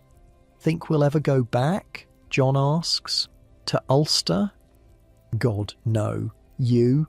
Not a chance." He laughs. "Nothing there for us anyway. This is home now." "Home? Yeah. This rough valley, these misty mountains, this place you've bled for. This is home." Agon dies that winter. Old age, Sali says. peaceful, but his death reminds you that time is passing. The old Cherokee who remembered life before the settlers, they're dying. The young ones like Wire, they're growing up in a world that's half Cherokee, half white settler. Mixed, changing, becoming something new. Annie and Wire stop pretending. They're together. Everyone knows it. Some families don't approve, talk behind their hands, but most people shrug. This is the frontier. Rules are different here. Survival matters more than scandal. They want to marry. You give your blessing. Margaret gives hers too, reluctantly but genuinely. The wedding is interesting, half Christian ceremony, half Cherokee tradition. The preacher looks uncomfortable but does his job. Sali and his family attend. It's awkward, nobody's sure of the protocol, but it happens. Your daughter marries a Cherokee man. Your grandchildren, if there are any, will be both. And that's just how it is now. This is Appalachia. This is the frontier. This is the mixing and merging and creating something new that nobody planned but everybody's living through. 5 years pass like water. Your cabin gets better. Addition built on the side. A real floor. Glass windows traded for at the post. A good barn. A smokehouse. Fields that produce decent crops. A small orchard planted. You're 41 now. Feel 60. Look 50. But you're alive. You're free. You own land. Your son has a farm next to yours. Your daughter has a husband and a baby on the way. You survived Ulster, survived the crossing, survived indenture, survived the wilderness, and now you're thriving. Not rich, never going to be rich, but comfortable, fed, warm, free. The mountains surround you, still wild in places, still dangerous, but also beautiful, also home. Also, the place where your family has a future. This is what you fought for. This is what you suffered for. This rough life in these misty mountains, this freedom, this land, this chance to build something that's yours. Was it worth it? The suffering? The death? The years of servitude? You look at James's cabin, at Annie's home she shares with Wire, at your own growing farm, at Margaret, older but happier, tending her garden. Yeah, it was worth it. 1750s arrive quiet but heavy. You're 56 now, white-haired, bent from decades of work. Your hands don't open all the way anymore. Arthritis, the doctor in town calls it. You call it the price of surviving.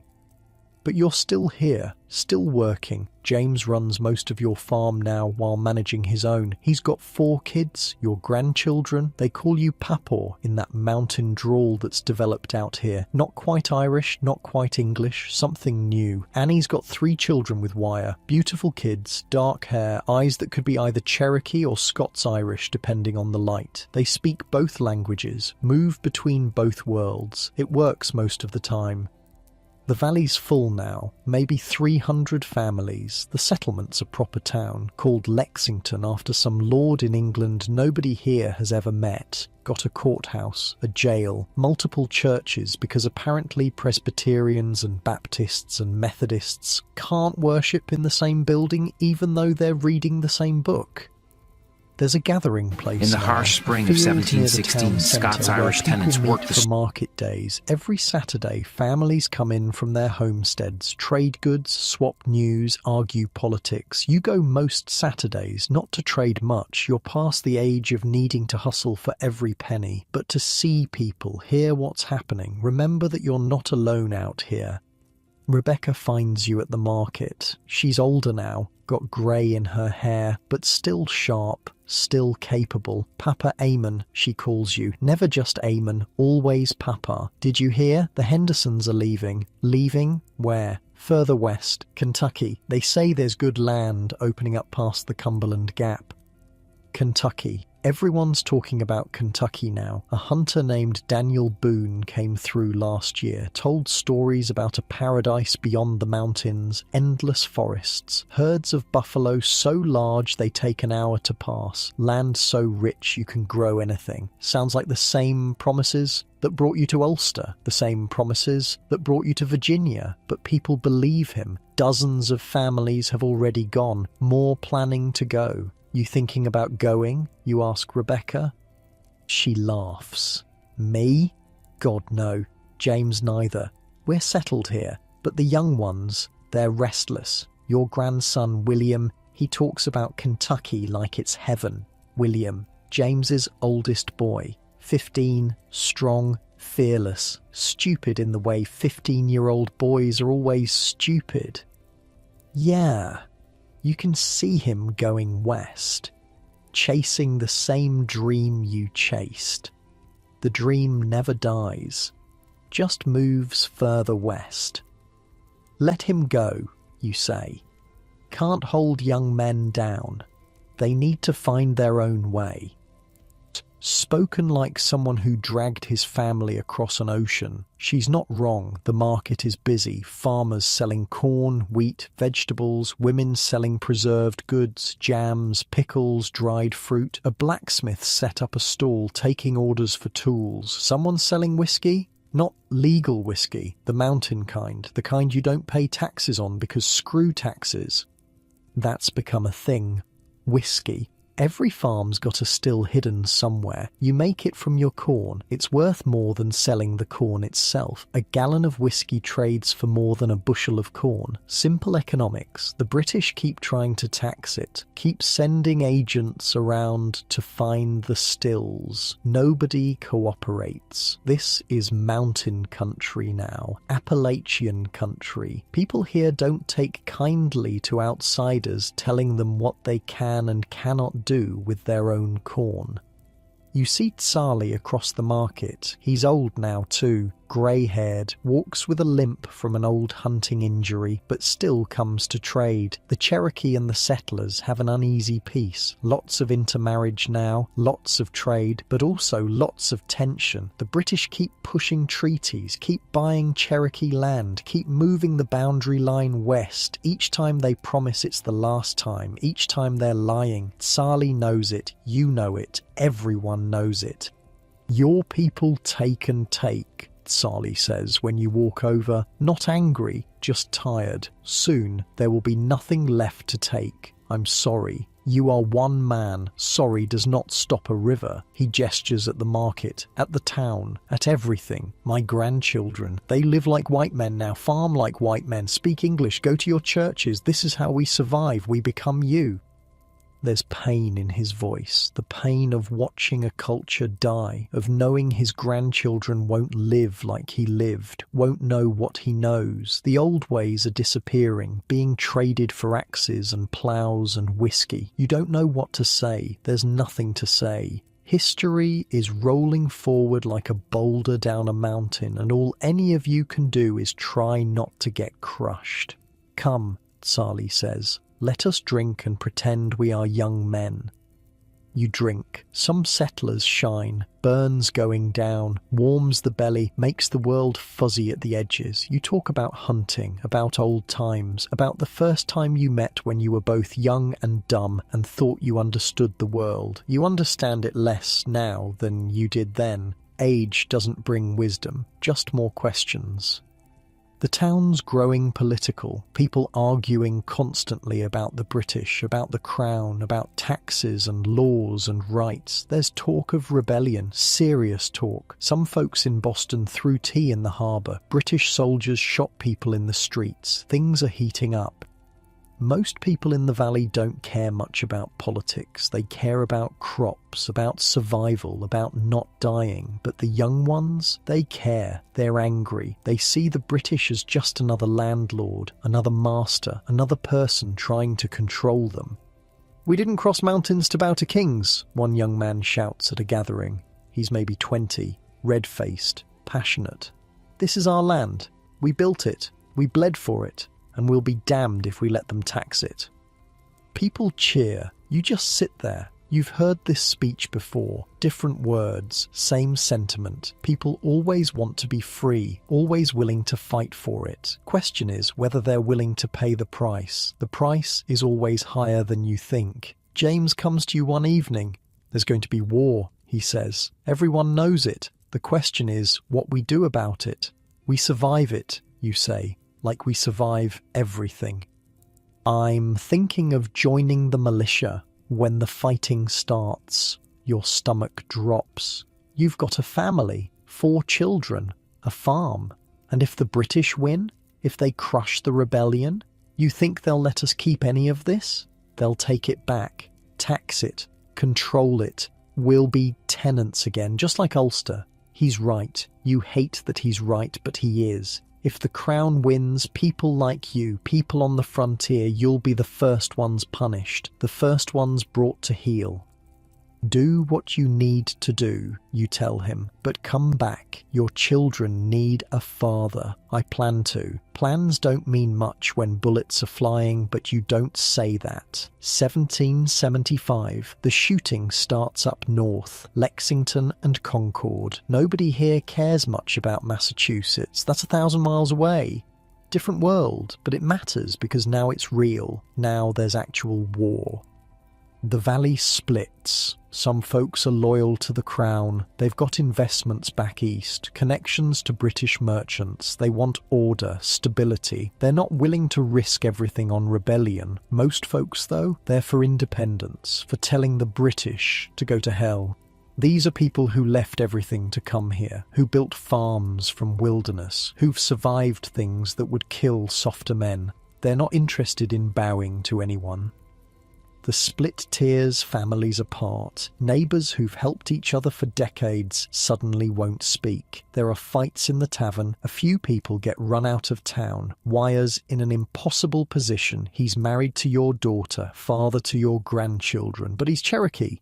And the Cherokee, they're siding with the British, not because they love the Crown, but because the British promised to stop westward expansion, promised to protect Cherokee land. It's a lie. You know it's a lie. Wire knows it's a lie, but what choice do they have? The rebels want to push west, want to take Cherokee land and settle it. At least the British promised to stop that. Lies are better than certainties sometimes. I won't fight against you, Wire tells you. He and Annie are visiting, tension in the air, but I can't fight for you either. I know, you say. Family first. Always family first.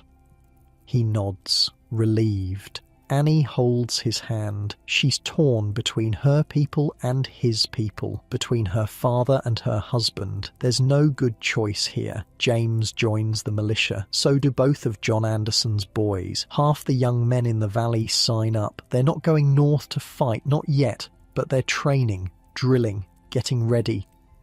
The British are trying to rally loyalists in the south, trying to split the colonies. If they can control the Carolinas and Virginia, they can strangle the rebellion, cut it off from supplies, from support. There's a British officer, Major Ferguson, Scottish, ironically. He's recruiting loyalists, building an army, threatening to march into the mountains and hang rebel leaders.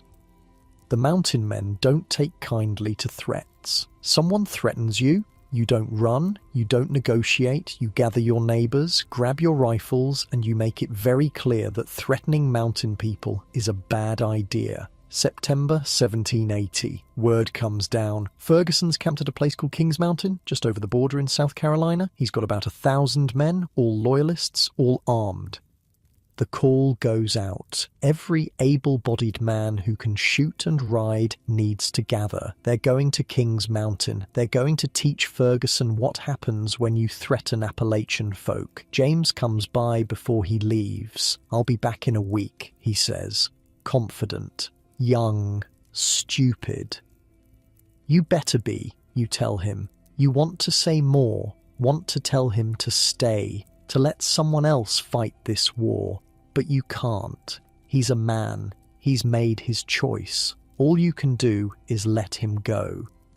Rebecca's face is pale. The children don't understand. They just know Papa's going away for a while. You watch him ride out with about 60 other men from the valley. They're heading for a rendezvous point, going to meet up with militia from Virginia, North Carolina, Tennessee. All these mountain men converging on Ferguson. Some of them have rifles, good long rifles that can shoot accurately at distances no British musket can match. Some have regular muskets, some just have hunting rifles. All of them know how to shoot, how to track, how to fight in rough country. These aren't trained soldiers, they're farmers, hunters, men who've spent their lives fighting wilderness, fighting bears, fighting whatever tried to kill them, men who won't quit because quitting means dying, and they've been not dying for too long to start now. You don't sleep while he's gone. Can't. Just sit up at night, staring at the fire, wondering if your son is alive, if you'll ever see him again. Margaret prays. She's found religion in her old age, prays constantly. You want to believe it helps, want to believe someone's listening, but you've seen too much death to trust in divine intervention. Days pass like years. You work the farm, go through the motions, wait for news, any news, and then, 5 days later, riders come back. They're whooping, hollering, firing guns in the air. They won. The mountain men won. Ferguson's dead. His army destroyed. One of the most complete victories of the war so far. And James is alive, wounded, shot in the shoulder, but alive, coming home. Rebecca collapses when she hears, just drops to her knees and sobs. Relief. Pure relief. When James gets back, he's different, quieter, haunted. Won't talk about what he saw, what he did. Just says it was necessary, says Ferguson and his loyalists gave them no choice.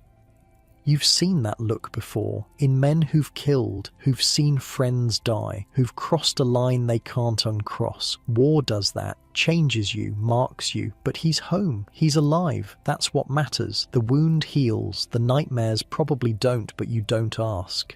Some things men carry alone.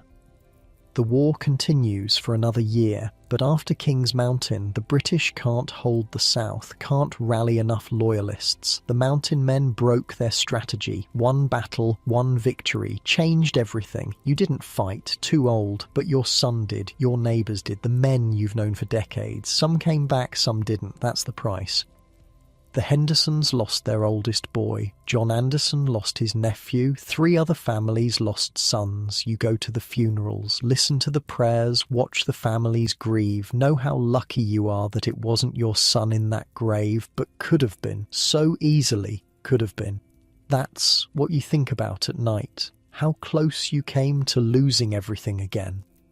1781. The war ends. The British surrender. The 13 colonies are now the United States of America. Free, independent. No more crown, no more lords, no more being told what to do by people across an ocean. You're 67 years old. You've lived through everything, Ulster. The Crossing. Indenture. Wilderness. Indian wars. A revolution. And you're still here. Still standing, still on your land. Or your land, in a free country, a country you helped build, that your son helped fight for, that your grandchildren will inherit. This is what you crossed an ocean for, this freedom, this independence, this chance to build something without someone's boot on your neck. You stand outside your cabin. The sun is setting behind the mountains. Your mountains, your Appalachia. Smoke rises from chimneys across the valley. Each one represents a family, a story, a journey like yours. This place, these people, this culture you're all building together. It's something new, not Irish, not Scottish, not English, not Cherokee. Something that's all of those things and none of them. Something that's uniquely Appalachian, and you're part of it. Part of building this. Part of creating something that will last long after you're gone. You're old now, tired, ready to rest. But not yet, not quite yet. There's still crops to bring in, grandchildren to spoil, whiskey to drink with old friends who are getting fewer each year. You've survived everything, crossed an ocean, buried a child, endured servitude, built a life from nothing, and somehow, impossibly, it worked out. Not the way you planned, not the way you expected, but here you are, free, landed, American.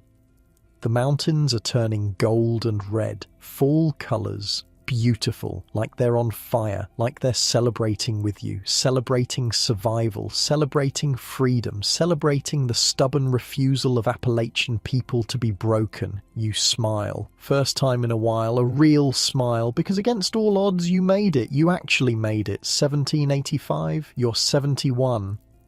Most men don't make it this far. You've outlived John Anderson, outlived Briggs, outlived half the people who crossed the ocean with you, but you're still here, still breathing, still watching the world turn. Margaret died 3 years back, peacefully in her sleep. You found her in the morning, cold but calm, looked younger somehow, like death had smoothed away the hard years. You buried her on the hill overlooking your farm, where she can see the mountains. You miss her. Every day you miss her, but there's work to do, crops to tend, grandchildren to watch grow. Life doesn't stop just because your heart's broken. Today there's a gathering, happens twice a year now, spring and fall. Everyone in the valley comes together, brings food, shares news, celebrates being alive. It's become tradition, the kind of thing that feels like it's always been done even though you remember when it started. Annie's organising it this year. She's good at that, getting people together, making sure everyone's fed. She's got her mother's capability, wires warmth, their children help, running around setting up tables, hauling firewood, doing whatever needs doing. The gathering happens in a big field between 3 farms, tables made from sawhorses and planks, a bonfire big enough to roast a pig. Someone always roasts a pig, multiple someones usually. Families bring their best food, show off a little, compare recipes, trade secrets. Kate Henderson brings her chow chow. It's famous now. Pickled vegetables in a spicy sweet brine. Takes her all summer to make enough jars. People trade for it like currency. You've seen a man give a whole bushel of corn for 3 jars of Kate's chow chow. Rebecca makes biscuits, the big fluffy kind that soak up gravy. She brings them hot, wrapped in cloth, with a pot of sausage gravy that's more fat than anything else but tastes like heaven. People line up for Rebecca's biscuits and gravy. It's expected now, part of the gathering. Someone brings fried chicken, someone else brings cornbread. Annie made a blackberry cobbler from berries the kids picked. There's beans cooked with pork fat, collard greens, fried squash, fresh tomatoes from the late gardens. And everywhere, there's whiskey, moonshine, the mountain kind that nobody pays taxes on, clear as water, burns like fire. Every family's got their own recipe, their own still hidden somewhere. Everyone knows, nobody tells. That's how it works here. The British tried to tax whiskey back before the war, sent agents around looking for stills. Know what happened? Those agents got lost, mysteriously lost, ended up walking in circles for days before stumbling back to town, convinced the mountains were haunted. They weren't haunted, just full of people who don't appreciate outsiders nosing around their business.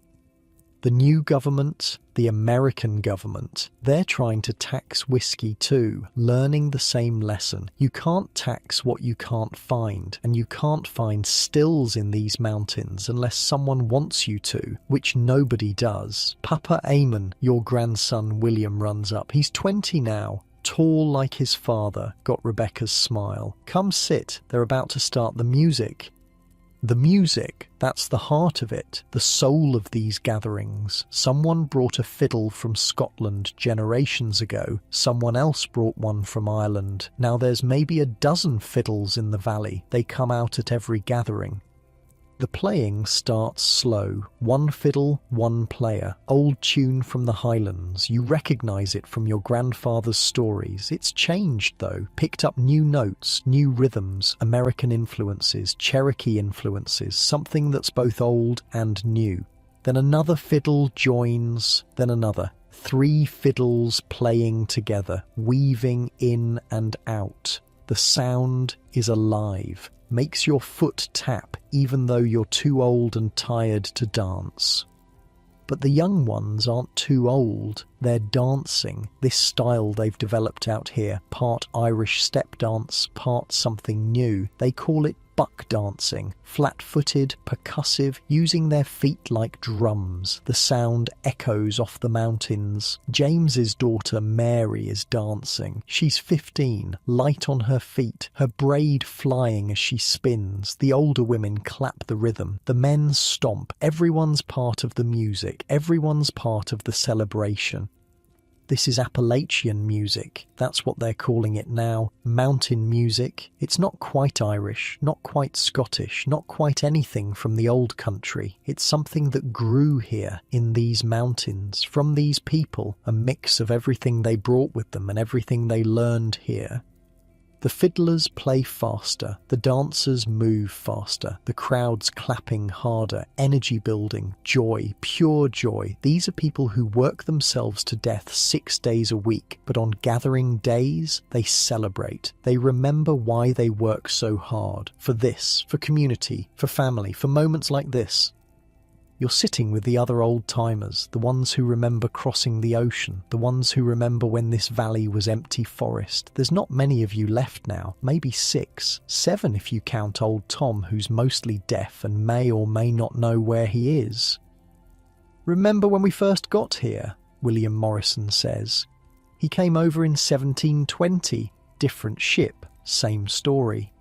Thought we'd all die that first winter. Damn near did. You say. And now look, he gestures at the gathering, at the crowd, at the children running everywhere, at the music and food and life. We built this, us. Nobody gave it to us. We made it. He's right. Everything here, every cabin, every field, every family exists because someone decided to survive, decided to keep going, decided that dying was not an option. Your people did good, Morrison says, means your family, James and his brood, Annie and hers, the grandchildren and great-grandchildren starting to appear. You've got a legacy. Legacy. Strange word. You never thought about legacy, just thought about surviving tomorrow, but here it is anyway. People carrying your name, carrying your story, living on land you cleared with your own hands. The fiddles shift to a slower song. A ballad, someone singing now, girl with a voice like honey, singing about a soldier who went to war and didn't come back, probably written about the revolution, about King's Mountain, about all the boys who didn't make it home. Everyone's quiet during the ballad, respectful, remembering every family here lost someone, in the war, in the wilderness, in childbirth, in 1,000 different ways. Death is always close in the mountains. You honour it, you acknowledge it, then you keep living anyway. The song ends. Moment of silence. Then the fiddles pick up again. Something cheerful, something that makes you want to move. The mood shifts back to celebration. That's the mountain way. Honour the dead, but celebrate the living. Mourn, but don't dwell. Keep moving forward because stopping means dying. Food's being served now, people lining up with wooden plates, taking a bit of everything. You get up, slowly. Your knees don't work like they used to. Make your way to the tables. Rebecca sees you, immediately makes you a plate, biscuits with gravy, some of that pork, a scoop of Kate's chow chow. Annie adds cobbler, more food than you can eat, but you'll try. You sit under a tree, away from the crowd a bit, just watching, listening, taking it in. This community, this culture, this thing you're all building together. A young boy approaches, can't be more than 6, one of your great-grandchildren. You've got so many you sometimes lose track of names. Are you Papa Eamon? He asks, shy, half hiding behind the tree. I am. Mama says you came from across the ocean, from Ireland. A long time ago.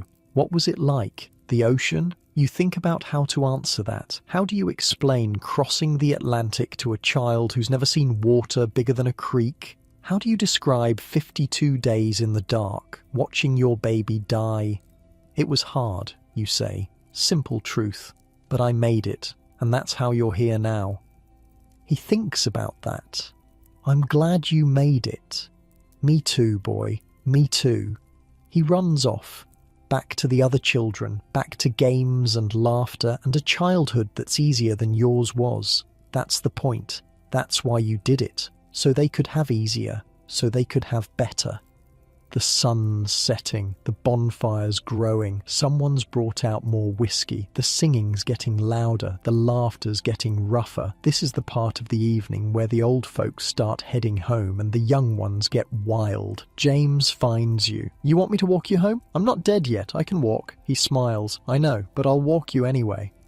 You let him. Pride's not worth falling and breaking something. You walk together, slow. The music fades behind you. The stars come out, more stars than you ever saw in Ulster. The sky here is huge, endless, like the land. You ever regret it? James asks. Coming here?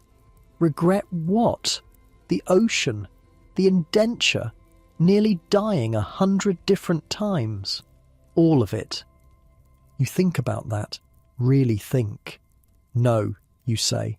I don't regret it. Your mother and I, we did what we had to, and look what came from it. You, your children, this life, this place. No, no regrets. Good, James says, because I'm grateful for what you did, for bringing us here.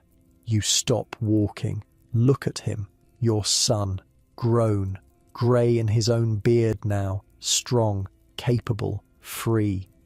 You would have done the same, you say. For your children, that's what parents do. We suffer so they don't have to. He nods, understands. He's got his own children to worry about now, his own sacrifices to make. The burden passes from generation to generation.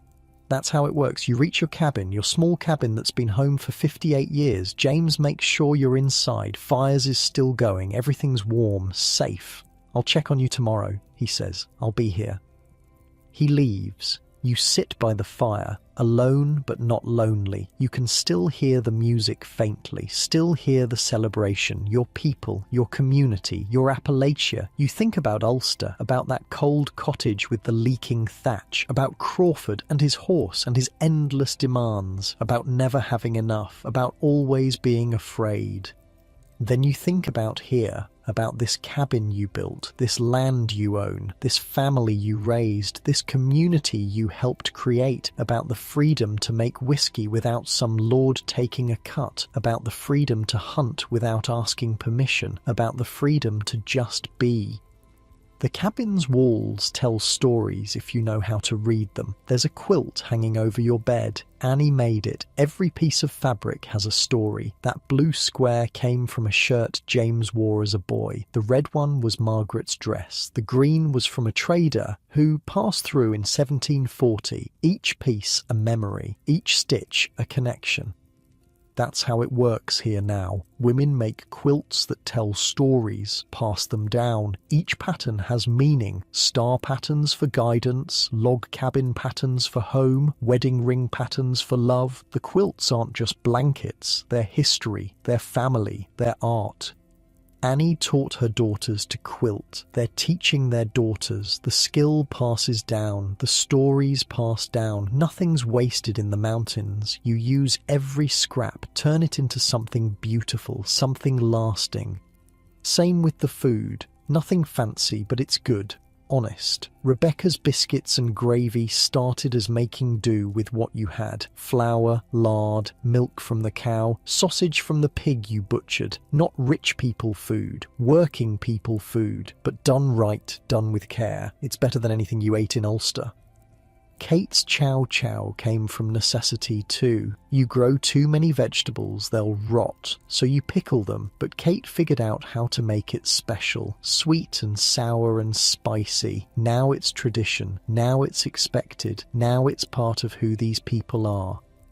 The fried chicken, the cornbread, the collard greens cooked slow with pork fat, the blackberry cobbler, all of it came from making do, from using what the land provides, from refusing to waste anything, from turning poverty into something worth celebrating.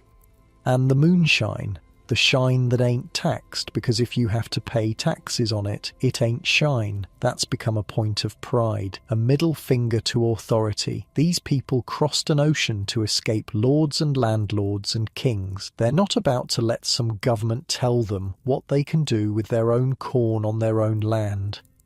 The stills are hidden. Everyone knows where they are. Nobody tells. That's the code. You don't rat out your neighbour. You don't cooperate with tax collectors. You don't bow to authority just because someone says you should.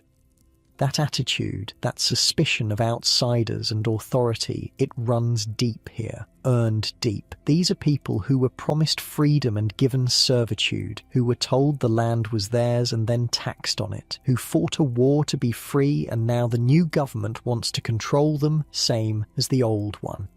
So they resist, quietly, stubbornly, the mountain way. They make their whiskey, they help their neighbours, they take care of their own. And if some government man comes asking questions, well, they don't know nothing about nothing. Roads are confusing up here, easy to get lost. Maybe you should head back down the mountain before dark. You think about the Cherokee, about Sali, who's been dead for years now, about Agon before him, about how they taught you to survive, how they shared their land even though your people were taking it, how some bonds transcend politics and war and history.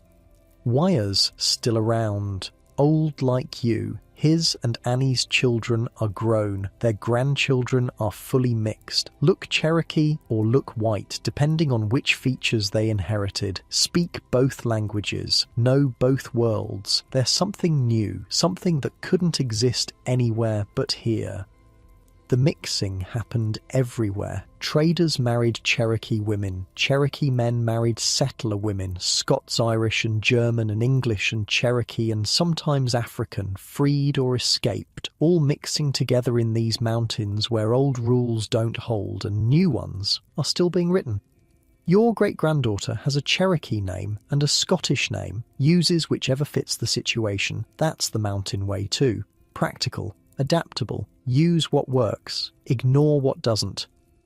You think about the values that have formed here, the mutual aid, the way people help each other without being asked. Barn needs raising, everyone shows up. Family sick, everyone brings food, someone dies, everyone pitches in for the widow, nobody keeps score, nobody expects payment.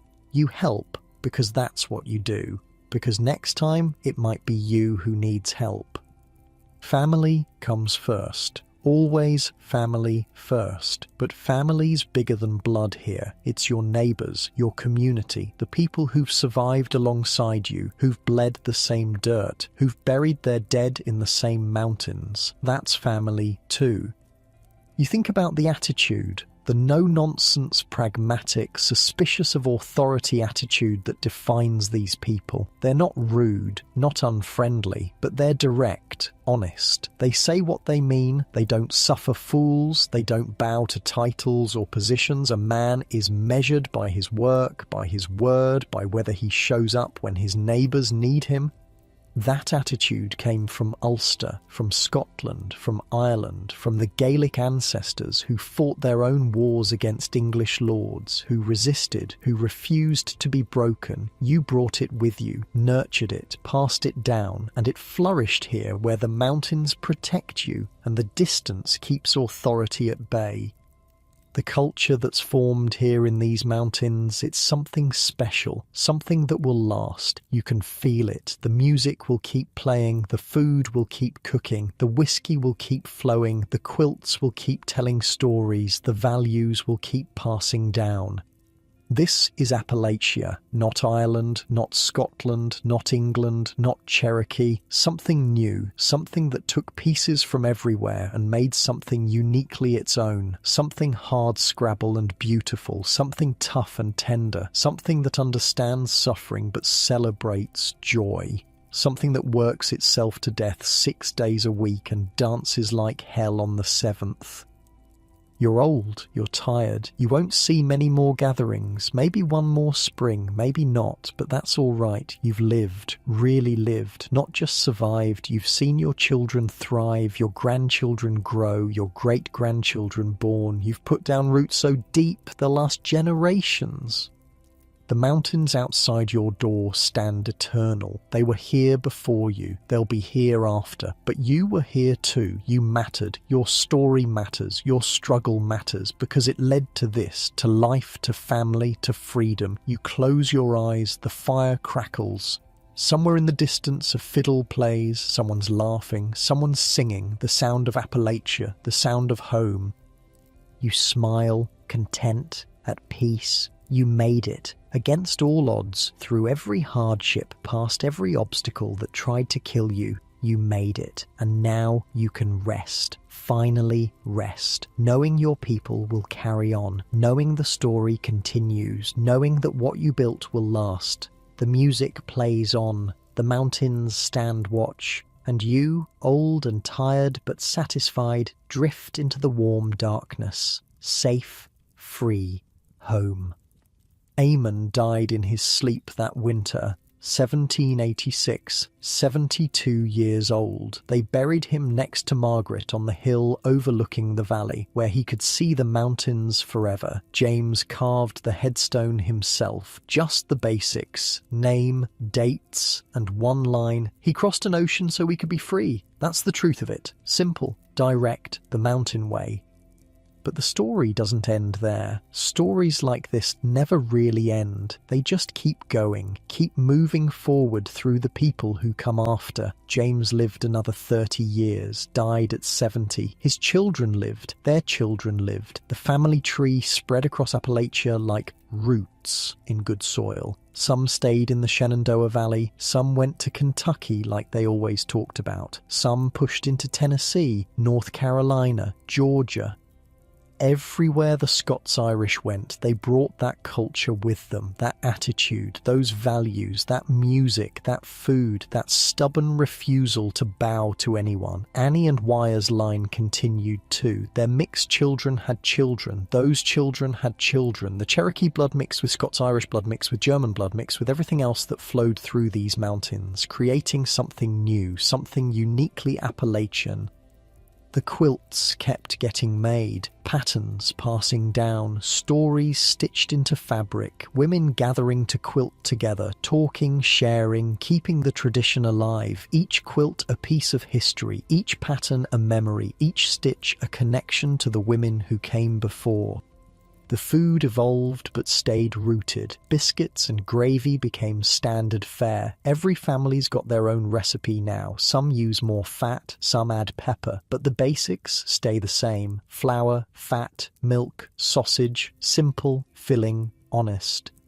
Chow chow spread through the mountains like gospel. Every grandmother's got her own version. Some sweeter, some spicier, some with more cabbage, some with more pepper, but all of it serving the same purpose, preserving the harvest, making sure nothing goes to waste, turning abundance into something that lasts through winter. Other foods became staples too. Chicken fried steak, hoe cakes, cornbread in cast iron skillets, soup beans, fried okra, pickled everything, stack cake for special occasions, food that came from poverty, from making do, but turned into celebration, into culture, into identity. The music kept evolving. Those fiddles from Ireland and Scotland, they picked up new influences, African rhythms from the few freed or escaped slaves who made it to the mountains, native melodies from the Cherokee, everything mixing together into something that could only exist here. By the 1800s, you had what people started calling bluegrass, named after Kentucky bluegrass even though it grew everywhere in the mountains, fast fiddles, banjos, mandolins, guitars, voices singing high and lonesome, music that told stories, that celebrated life, that mourned death, that did both at the same time.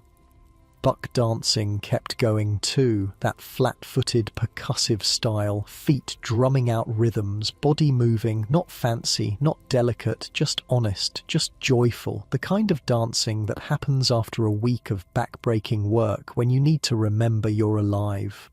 And the moonshine. Oh, the moonshine never stopped. The government kept trying to tax it, kept sending revenue agents into the mountains. Those agents kept getting lost, kept finding themselves walking in circles, kept learning that you don't mess with mountain people and their stills. If you have to pay taxes on it, it ain't shine. That became almost a motto, a philosophy, a way of life. Not about the money, really, about the principle, about refusing to let someone else control what you do on your own land with your own crops, about independence, about freedom, about the same thing that drove people to cross an ocean in the first place. The values held too. That mutual aid, that sense of community. Someone's barn burns down, everyone helps rebuild. Someone's sick, everyone brings food. Someone dies, everyone shows up for the funeral and the wake and makes sure the widow and kids are taken care of. Not because anyone's keeping score, because that's what you do, because that's who these people are. Family first. Always family first. Blood family, but also your neighbours who've been there for generations, your church family, your community, the people who understand the life because they're living it too. That's family. That's who you protect, who you help, who you trust. And that attitude toward authority, that no-nonsense, don't tell me what to do, prove yourself through actions, not words attitude, it's still there, still strong. These are people whose ancestors fled landlords and kings, who survived indenture, who fought in revolutions, who carved homes from wilderness. They're not impressed by titles or credentials. Show them what you can do, earn their respect, otherwise words are just wind. Down to earth, practical, honest, suspicious of anyone who talks too fancy or promises too much. That's the Appalachian way. That's what got passed down from those Scots-Irish who crossed an ocean, from those Cherokee who taught them to survive, from everyone who contributed to building this culture. Where are they now, the descendants of those Scots-Irish settlers? All over, really, all over America, people with names like Anderson and Henderson and Campbell and dozens of others, people who don't even know their ancestors came from Ulster, who don't know about the crossing, who don't know about the indenture or the struggle or the slow building of something from nothing, but some know, some remember, some keep the stories alive. And in Appalachia, they're everywhere. North Carolina has the highest percentage of Scots-Irish ancestry in America, almost 3% of the population claiming that heritage. South Carolina and Tennessee aren't far behind at 2.5%. Doesn't sound like much until you realize that's hundreds of thousands of people, millions if you count the ones who don't know or don't claim it but carry the blood anyway. The mountains are still full of descendants, still full of people living the life their ancestors built, working hard, suspicious of outsiders, taking care of their own, making music, making whiskey, making do. The isolation that made life so hard for Eamon and his generation, that isolation preserved the culture, kept it distinct, kept it strong. The poverty too. When you can't afford to buy things, you make them. You develop skills. You create art from necessity. You turn hardship into identity. Appalachian quilts are collector's items now. Museums display them, art galleries show them, but in the mountains they're still being made, still telling stories, still keeping people warm, still connecting grandmothers to granddaughters through thread and fabric and pattern. Appalachian music influences everything. Rock and roll, country, folk, bluegrass went mainstream. The high, lonesome sound that started in these mountains is played everywhere now, but it started here, in cabins like Eamon's, around fires like the ones they built, from people who turned their suffering into something beautiful. The food? You can get biscuits and gravy anywhere now. You can find moonshine in liquor stores, legal and taxed and refined. But in the mountains, it's still being made the old way, the real way, the way that honours the tradition and the refusal to bow to authority, and the connection to ancestors who fought for the right to do what they wanted with their own damn corn. Go to any small town in Appalachia today, you'll find restaurants serving the same food Eamon's family ate, chicken fried steak that's been pounded thin, breaded, fried and covered in gravy, hoe cakes which are just cornbread fried on a griddle but somehow taste like home. Stack cakes made with dried apples, the kind you serve at weddings and funerals. Soup beans with cornbread, a meal that costs almost nothing but fills you up and sticks to your ribs through a long day of work. The fiddle music evolved into bluegrass. Bill Monroe, the father of bluegrass, had Scots Irish blood. So did most of the people who developed the sound. That high, lonesome singing, that comes from the old ballads, from Scotland, from Ireland, from people who sang while they worked because singing made the work bearable. The banjo, though, that came from African traditions brought by enslaved people, mixed with European fiddle music in the mountains. Another example of cultures meeting and creating something new, something that could only exist here, something that's now recognized around the world as uniquely American. And buck dancing. You can still see it, mostly at festivals now, at mountain heritage celebrations, young people keeping the tradition alive, feet moving fast, heels striking ground, creating rhythm, creating joy. The same style Annie's children danced, the same style their children taught their children, unbroken line stretching back 300 years. Visit the right parts of Appalachia during the right season and you'll find quilting bees, groups of women gathered working together on a single quilt, talking, sharing stories, passing down patterns and techniques and gossip and wisdom, the same way it's been done since Margaret's time. Since before that, really. Since women figured out that working together makes the work easier and more bearable. The patterns have names that tell you where they came from. Irish chain, Scottish cross, log cabin, wedding ring, each one a piece of history, each one a memory of who these people were and where they came from and what mattered to them. The attitude is still there too. You go to Appalachia, you'll meet it. That directness, that honesty, that community-first mentality, that suspicion of people who promise too much or talk too fancy, that pride in working hard and taking care of your own and not asking for handouts, but also not letting your neighbour go hungry. Americans like to think of themselves as no-nonsense, pragmatic, honest, down-to-earth, and just a bit suspicious of authority. Well, the Appalachians didn't invent that, but they sure as hell live it. They perfected it, made it part of their identity. Supporting your family by going down in a coal mine every day will do that to you, and coal mining, that became the dominant industry in parts of Appalachia. Dangerous work, deadly work, work that breaks your body and fills your lungs with dust, but it paid. And mountain people did it because that's what they do. They do what needs doing. They survive. That sense of mutual aid, of putting family and community first, that's inherited from those Gaelic ancestors, from the clans, from the old ways where you survived together or you didn't survive at all. It made the journey across the ocean, made it through indenture, made it through the wilderness, and it's still there, still strong, still defining how mountain people treat each other. You see it after disasters, floods, fires, storms. Mountain communities pull together. Nobody waits for government help. They help each other immediately, completely, because that's what you do, because that's who they are. It's what makes Appalachia Appalachia. Not the mountains, though they're part of it. Not the poverty, though that shaped it. Not any single element, but the combination. The culture that formed from Scots, Irish and Cherokee and German and African influences all mixing together in isolation and hardship and creating something that never existed before. Something that honours where it came from while being completely its own thing. Something that remembers the crossing and the struggle and the building while looking forward to what comes next. Something that's been passed down for 300 years and shows no signs of stopping.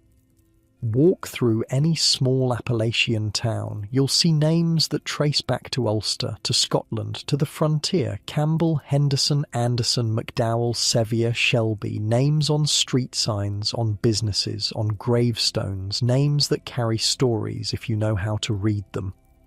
You'll hear accents that aren't quite Southern, aren't quite Irish, aren't quite anything else. Something that developed here, in isolation, preserving old pronunciations, adding new ones, creating a sound that immediately tells you where someone's from, that mountain drawl that's music in itself.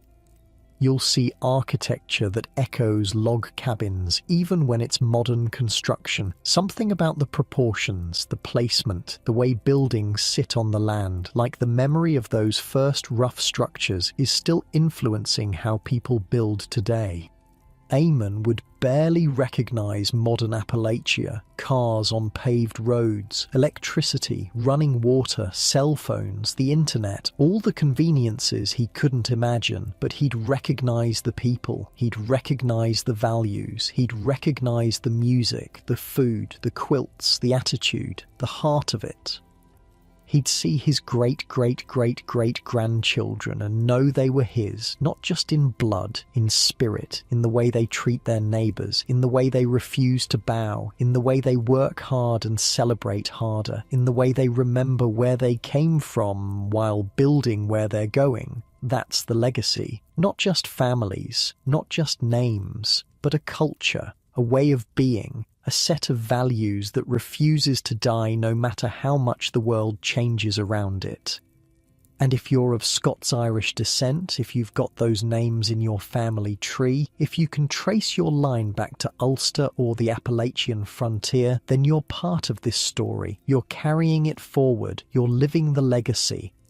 Maybe you didn't know, maybe you never thought about where your family came from or how they got here, but now you know, now you understand. Poverty, famine, and a dream of freedom brought them across an ocean. Hardship, determination, and stubbornness kept them alive. And what they built became something bigger than any of them could have imagined.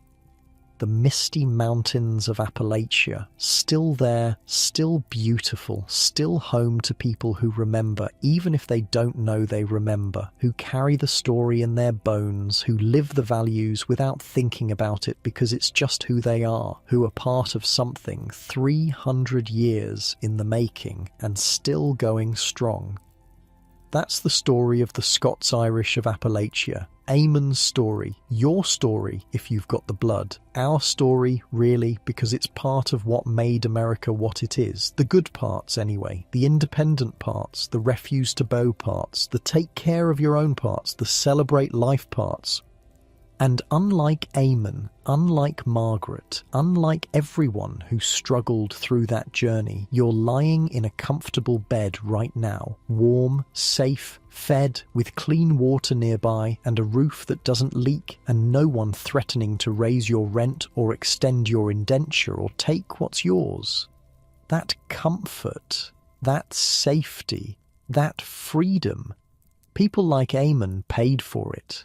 With their lives, with their suffering, with their absolute refusal to quit, even when quitting would have been easier.